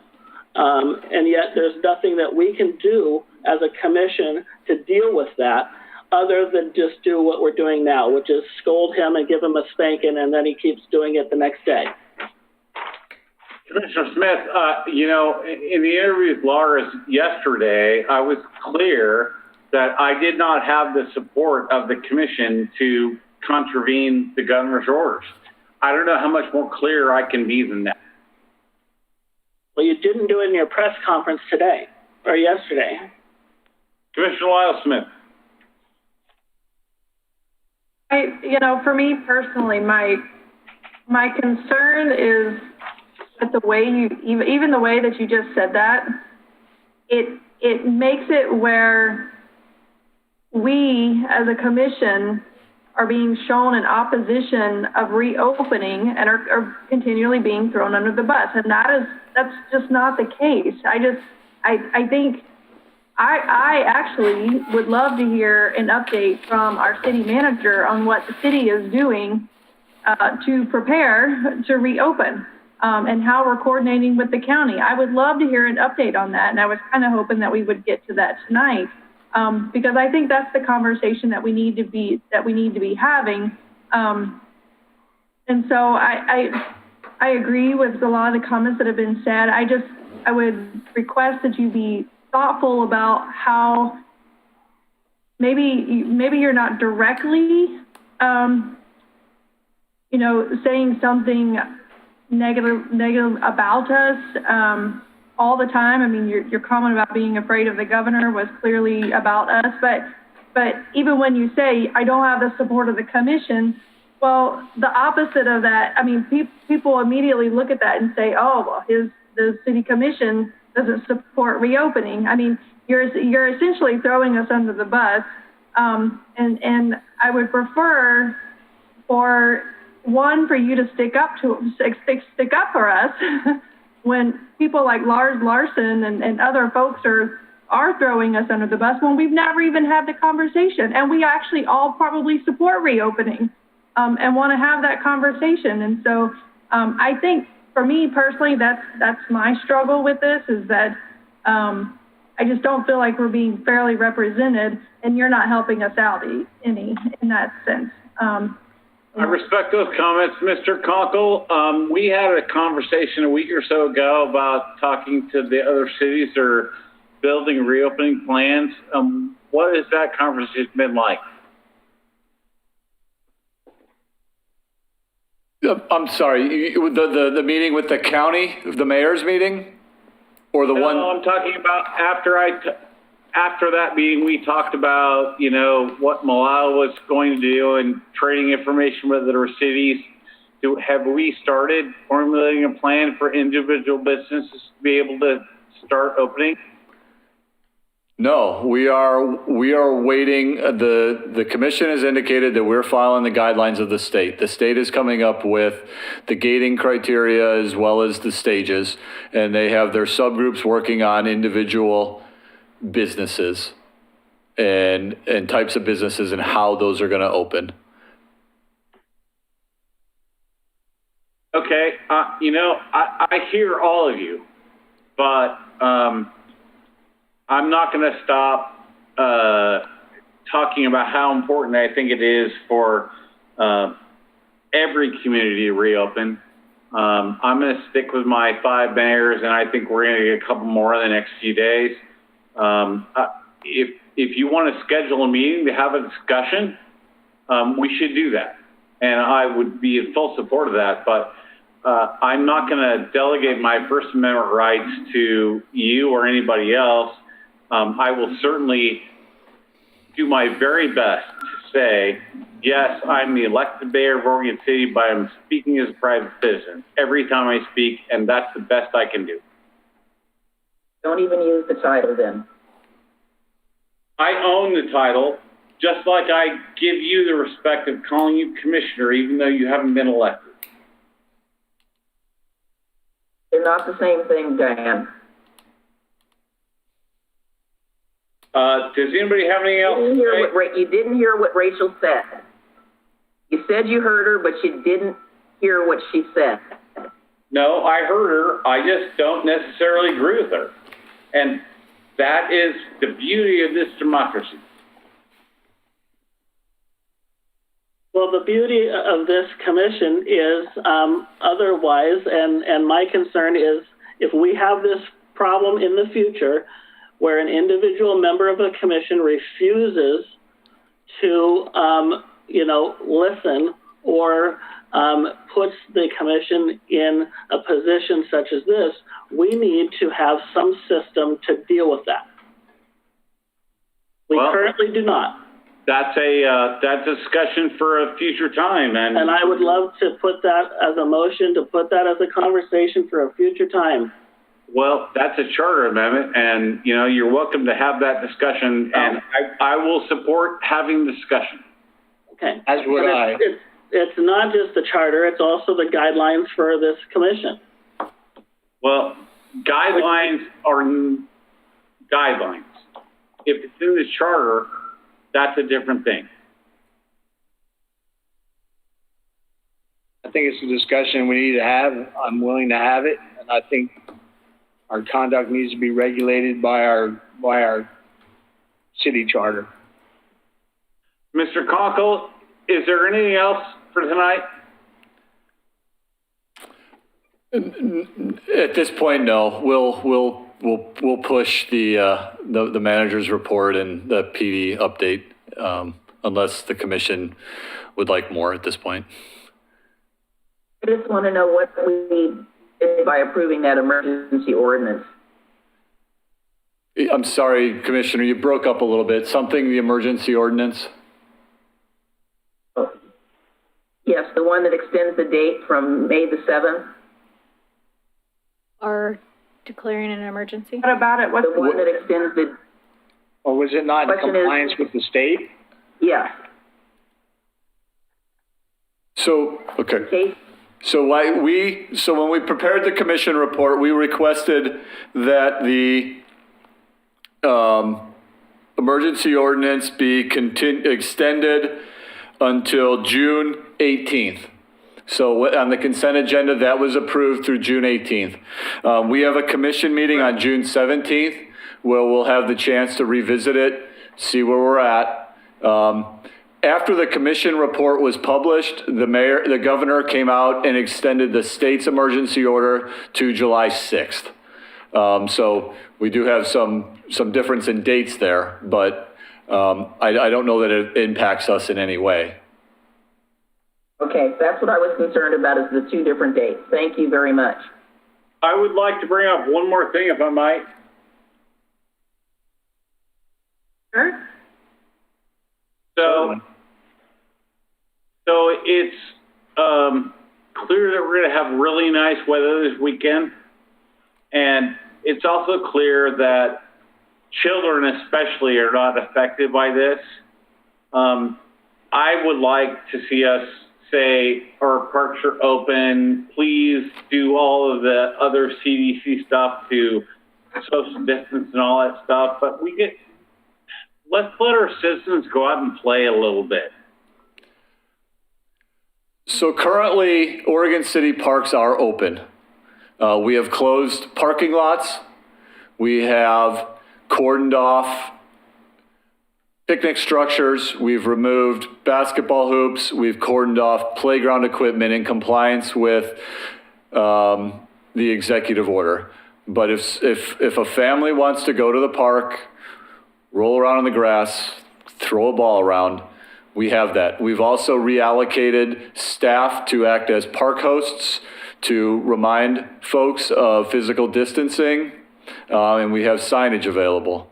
But we have not opened facilities, as I've stated, in compliance with the executive orders that currently are in place. All right, thank you. Anybody else? No. Then we're adjourned.